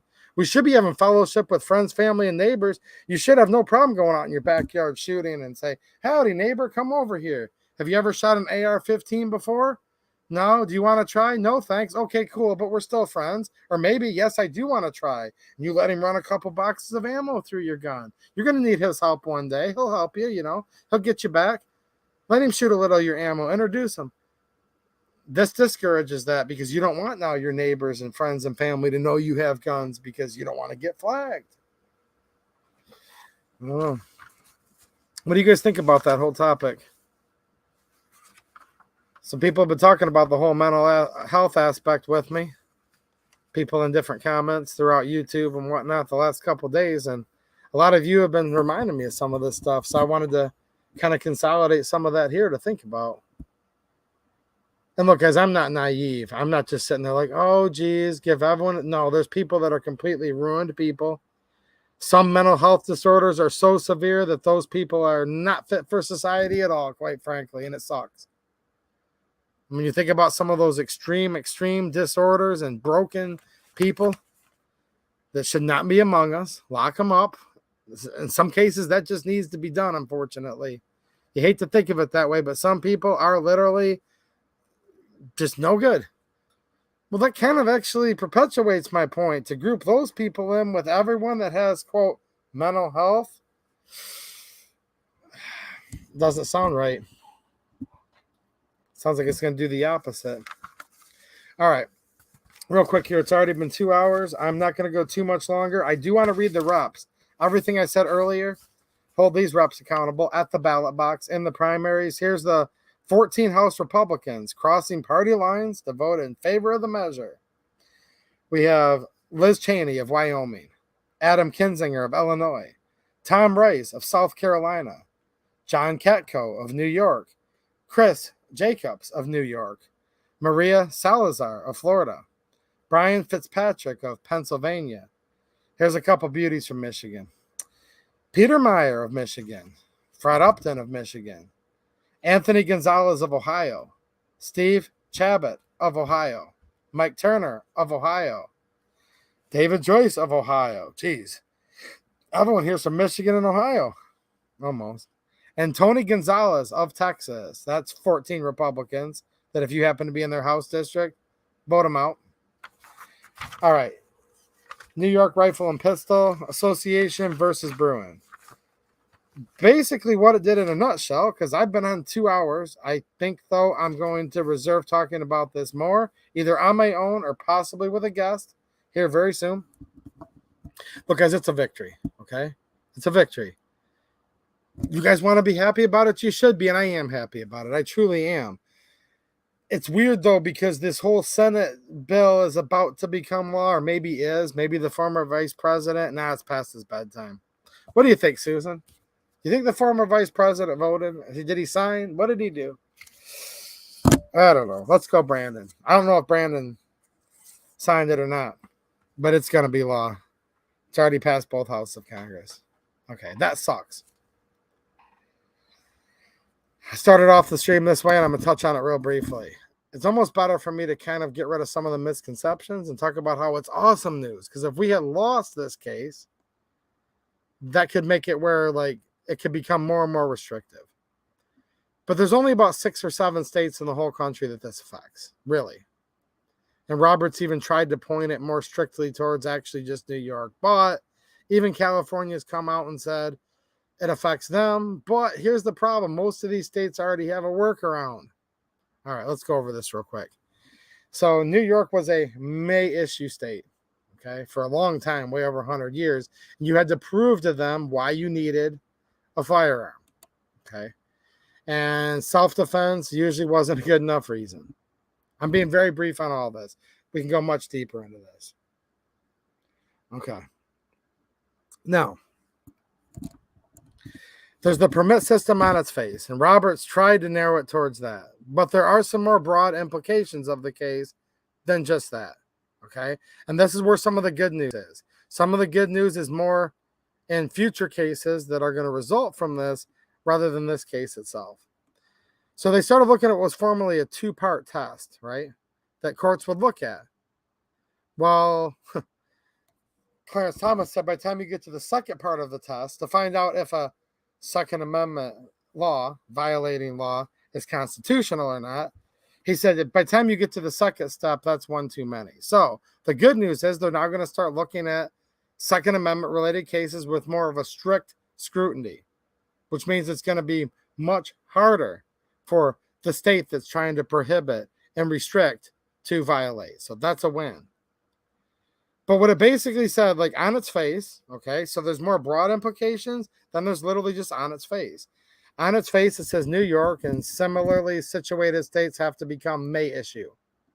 Okay, May issue. Meaning if you don't have, shall issue. I'm getting really tired and hot. The states that were formerly May issue have to be shall issue.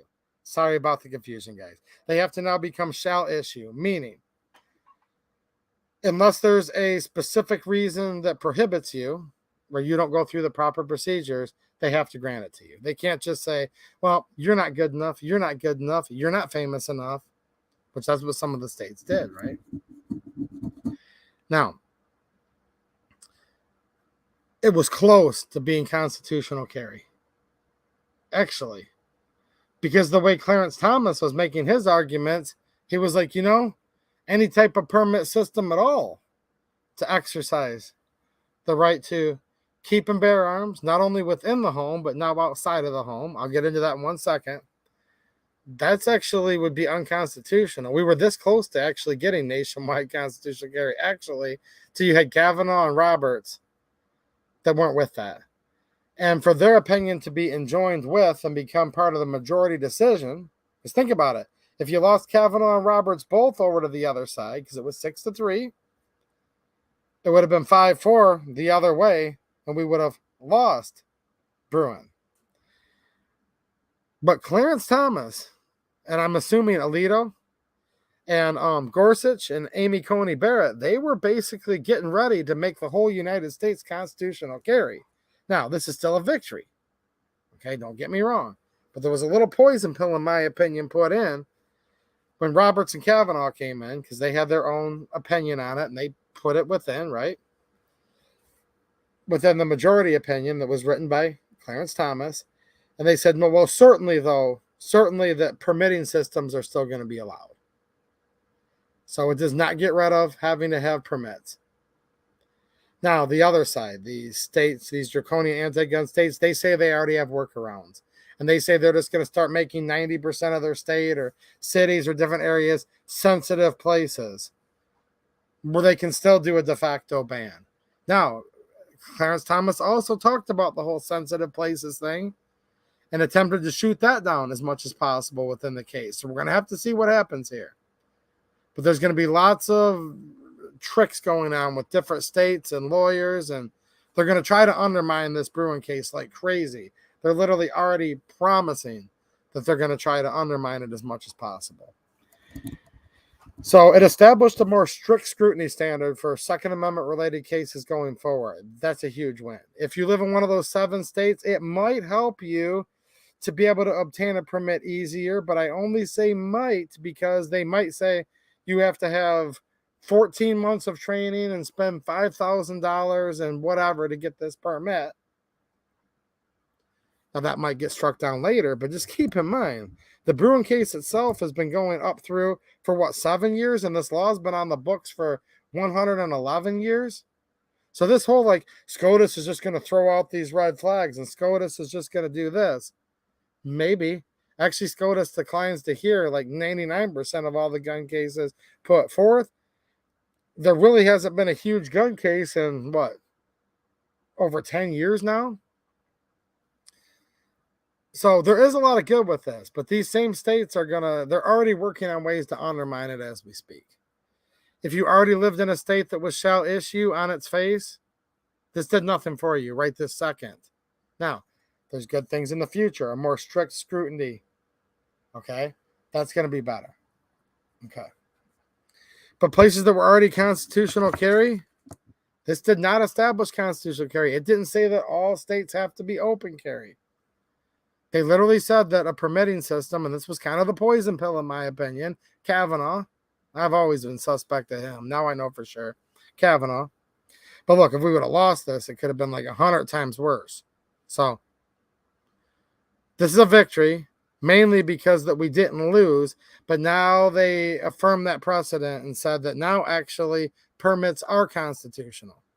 Now, Clarence Thomas again, agreed upon presumably by Alito, Barrett, and Gorsuch, they actually were heading in that direction. So, but this kind of puts in that yes, requiring permits to exercise your natural right are bona fide into being constitutional case law by the Supreme Court. So I think that's a poison pill. What do you guys think?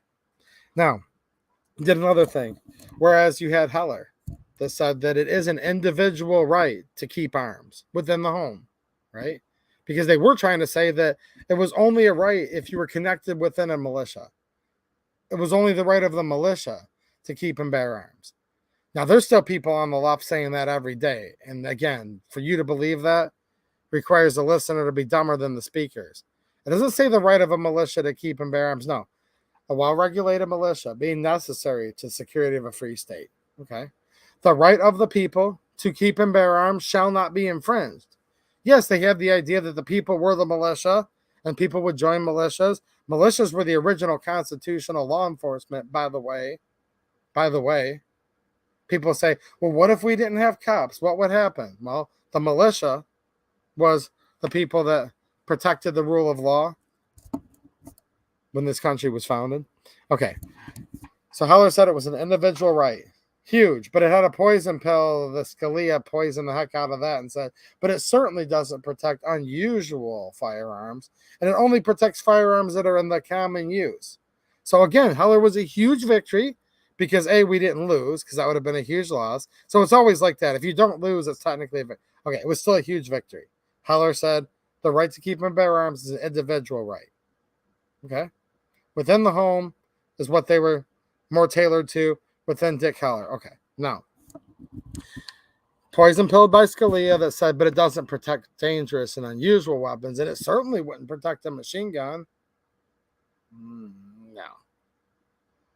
Scalia had no clue what the Second Amendment meant compared to people like the Founding Fathers, because they made it very clear, not just in the Second Amendment, but almost all of them had ample additional supplemental writings where you can literally look it up and read them and prove what they meant by putting the Second Amendment in there to protect your natural right to keep and bear all arms so that people could be much more powerful than the military. And the United States wasn't even allowed to keep a standing army when it was formed. Did you guys know that? Look it up. It's actually true. Now, I think I understand what the Founding Fathers meant even more than Scalia. Go read what the Founding Fathers said. Look at what I say. Now look at Scalia. He said not unusual weapons. Scalia got that wrong. Still a big victory, though. Okay. And then the state said, hold on a minute. That was only for D.C., which is a district and not a state. Gotcha. Because that's what they're going to be doing with Bruen, too. They're going to go, gotcha. This is a sensitive area. What do you mean the whole town's a sensitive area? It is. No carry. They're threatening to do this already. These states that Bruen will smack down their laws. Okay. Then McDonald, which was out of Chicago, right? The McDonald case said, no, this also applies to all of the states. Okay. Then they thought there was still a gray area, even though it says shall not be infringed. Kavanaugh doesn't understand that. He said permits are fine. No, they're not fine. Roberts doesn't get it. He says permits are fine. No, they're not. Scalia said it doesn't protect particularly dangerous firearms that are on the National Firearms Act. Excuse me?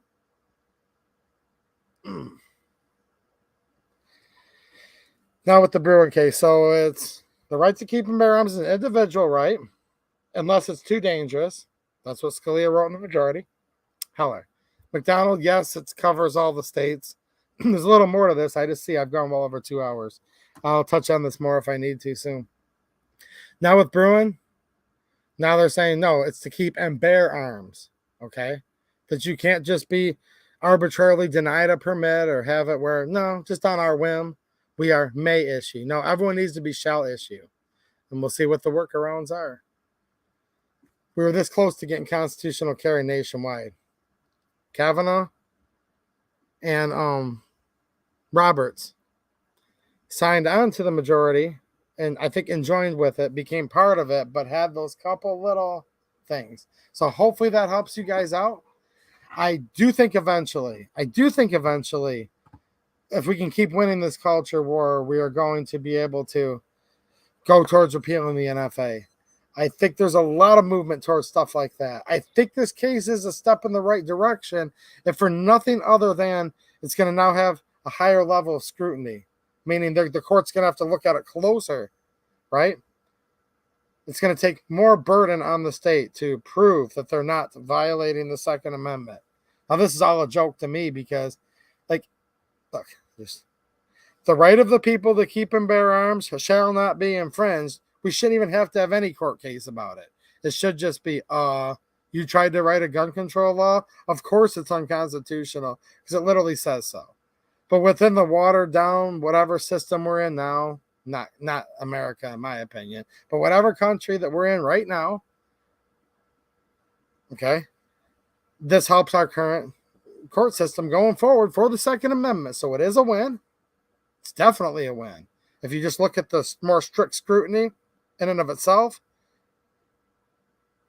it's presumably going to smack down some of the super draconian states that weren't issuing permits to anybody. We're going to have to see what their workarounds are, though, because they promised that. does not provide constitutional carry. It got that close, in my opinion, by reading it. Kavanaugh and Roberts nixed that.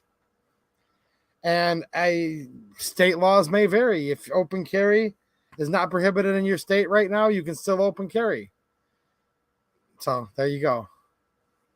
I think I have a couple more super chats, and I'm going to get out of here, guys, because it's actually midnight Eastern time, and it's super hot in here. Angry Fat Boy 1776 with the super chat. Thanks for being so generous, man. And a channel member. He says, 2A EDU, love the video tonight. You were on fire. Let's go, Brandon, and stay strong, Patriots. Well, let's go, Brandon. Yeah, I was pretty passionate tonight. I want you guys to all keep cool heads. I want you guys to be energized by the victories that we've had, like in the Supreme Court. I want you guys to be energized about all the beautiful things in life. But I want you guys to not just say, oh, well, whatever. No, there's still a lot of stuff we need to tend to. And there's times for peace and there's times for war. And I encourage you all to very peacefully, at the ballot box, go into your primaries and get some of these rhinos primaried out. I want to offer you guys encouragement to do that. CM with the super chat. Thank you. I appreciate it. He says, we speak about these gun laws we don't like. I do. And speak little about the fact that police willingly enforce anti-2A laws. Something has to give. And you know what, man? You were reading my mind, or I was reading your mind. I guess I was reading your mind. I didn't see that chat till literally just now. You probably left that right after I went on this huge rant about the police breaking into people's houses over red flag laws and stuff. So, probably at the expense of losing quite a few subscribers tonight, which I appreciate my subscribers and friends and stuff. But, man, when I question anything with the boys in blue, I get a lot of people mad at me in the gun community. And you can still like me and disagree with me on that. And I can still like you and disagree. And I hope we can come to that. But a lot of people are probably not so happy with me right now. But no, I definitely talked about police enforcing unconstitutional gun control. Let's hope there's a lot of good ones that aren't going to be willing to do it. I'm hopeful. I know there's some good cops out there, but man, a lot of stuff going on right now that I don't care for. Wild Times with the super chat. Thank you. I appreciate it. Says, got on a little late, but going to rewatch. Love the stream.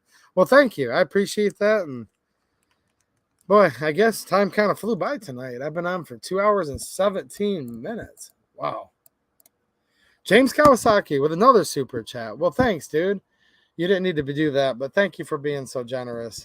He says, newest mental disorder is a conservative patriot. Yeah, I know. That's what's crazy, too. Remember, guys, truth is treason in the empire of lies. They could consider being a patriot a mental disorder. Being a conservative a mental disorder. Being a certain religion. Think about it. Think about where this stuff could head. Hopefully these states all don't take the federal bribe money, right?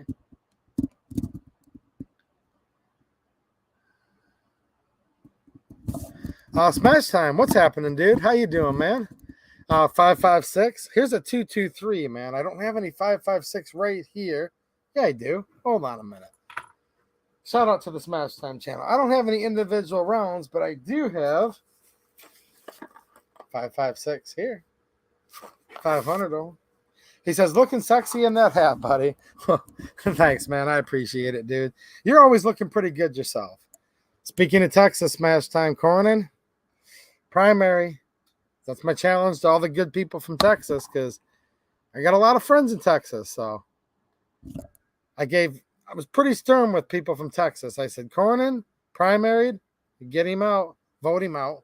So I want to make sure you caught that, since you might have come into the stream just a little bit late, man. Armed AF 1111. Thank you for the super chat. I appreciate it. 1776 will commence again if you're trying to take our firearms. And that was a quote from AJ himself, right? I remember when Alex said that, actually. And yeah, that's actually a modern day quote. If you're trying to take our firearms. I definitely remember when he said that, just like yesterday. Thank you for the super chat. I appreciate it. See, guys, look, there's different ways to look at this. Look, some of you guys are more on one side of the spectrum than the other. I just saw out of the corner of my eye, ILS 84. Nice bike, by the way, actually. That's a nice bike. It says the only ones that aren't jackboots waiting in the wings are the ones that realize the system is rigged and quit or retire. Defund Ali. I mean, I'm just reading it. Just as another opinion here. You guys can kind of hash it out and think about it. I don't know. I know this. I know the police are going to have to enforce this for it to have any teeth at all. Well, that's with all laws, right? Okay, so Pro 2 Ayer has another viewpoint on it. Says there is good cops out there. Only back the blue if they back us, we the people.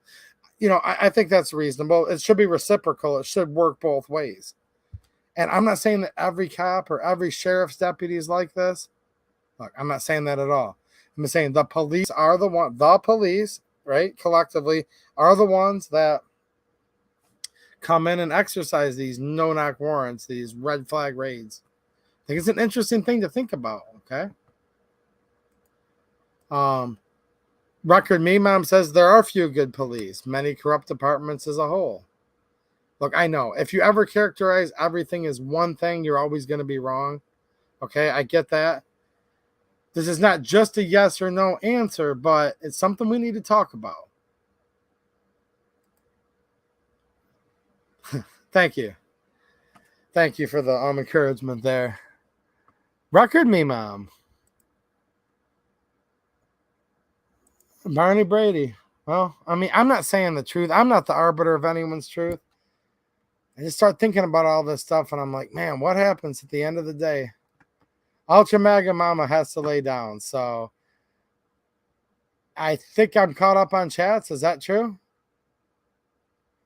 If I am, I'm just going to say goodbye to a couple people and head on out of here. It is, it's down to only about 83 now.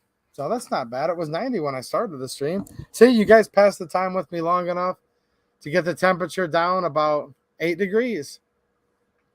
Bill Camper has brought up, good reminder, I am going to be streaming on Locals tomorrow night. Locals is another site. It's censorship free where I can touch guns. I talk about a lot of these kind of things too. It's free to join or you can support. So definitely go check that out. Links in the description. Also, if you're a current channel supporter, check out that Patreon post, local supporters post, channel members post. I want to get to hang out with some of you guys this fall. Trust me, I'm really, really looking forward to that. And good. I'm glad you enjoyed the stream, Five Head.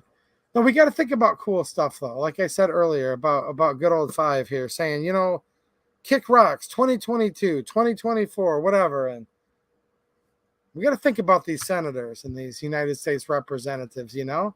Pillbox Bunker, there he is. There he is. Now, watch the video I posted and RSVP so we can do some strict scrutiny vetting, and then we'll get you the secret location that's somewhere near the bunker, right, Pillbox? No, thank you, Pillbox. We're going to have a lot of fun this fall, man. Bob G, you're welcome. Glad you enjoyed the stream tonight. What's happening, Lance Webb? What's up, EV3 Dale? Red Wave coming in November. Surf it with us. Yep, but hopefully with not too many rhinos, right? Because those can be just the same as a Democrat. Or even worse. A Monk's got a 264 Win Mag on your desk. Right on. What's up, DLD? How you doing, buddy? He says, stay safe and stay dangerous. Yes. Keep that thing on you. God bless you all. Well, I appreciate it, man. No, Locals is not a dating site. Tell ILS about Locals, guys. You guys know what it is by now, don't you? Some people are a little stubborn, but if you want to know what it is, it's really easy. Tell ILS. Help me out real quick, guys. Tell him what Locals is. Thank you, Randy Smith. Oh, man, I look at this guy. I complimented your bike. Come on, man. Ugh. No, it's not a dating site. All the hot women are in here in this chat and over on Locals too, though. Make no mistake, there's plenty of good-looking women hanging out around here. There always has been, right? I mean, obviously, but it's not a dating site. Ooh, good night. Good night, Ace Almonte. Getting late? It's late where you're at. Okay, that means finished in Hawaii. Okay, I gotcha. He says, I'm Pao. I probably mispronounced that wrong. All right, guys, it's getting late. I am going to say good night to a couple more people and get out of here. Titans talking about the Roe v. Wade. I didn't even get into that tonight. I barely got into it. People are going to be mad at me on this stream. I wanted to talk about Bruen. I did talk about it, guys, at the end. These streams just kind of go how they go, though. I don't have a script. That's a whole nother topic there. And I'm out of time, right? Wilhelm Scream, y'all have a great weekend. It was nice to be here tonight. Well, it was nice for me, too. I appreciate it. There we go. Ron Wayne, what's happening, man? Thanks for being a channel member. He says, locals equals anti-gun free zone. Susan would nuke it right now if I even thought about touching, but I can on locals. Like it's nothing. There she is. I said, there's good-looking women here, and Jane Locke popped up. Where's Misty Wayne, speaking of good-looking women? She's usually hanging out somewhere around here. No, locals isn't a dating site. You guys can't date them, but they're, you know what I mean. All right, good night, guys. I'm out of here. I appreciate all of you. What's happening, Ross? Maybe I'll see you again this fall. Check the post. ILS 84 giving a shout out to the DLD channel, and DLD, he's about as legit as it gets. So there you go, man. There we go. Like I said, it's not a dating site, but she is good looking, guys. I'm not joking about that. What's happening, Misty? How you doing? She's the official one of the channel sponsors, by the way. This is one of her decals. And you guys have a lot of her decals because I've passed out many of them. We definitely like you for that, for sure. We like you other than just the decals too, but you know what I'm saying. All right, guys, I'm out of here. Thanks for watching and have a good one. I got out of there real quick. I'm like, we just like Misty for the decal. No, we like Misty Wayne, period, and her decals.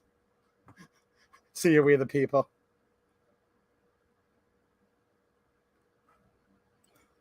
There you go, Ron.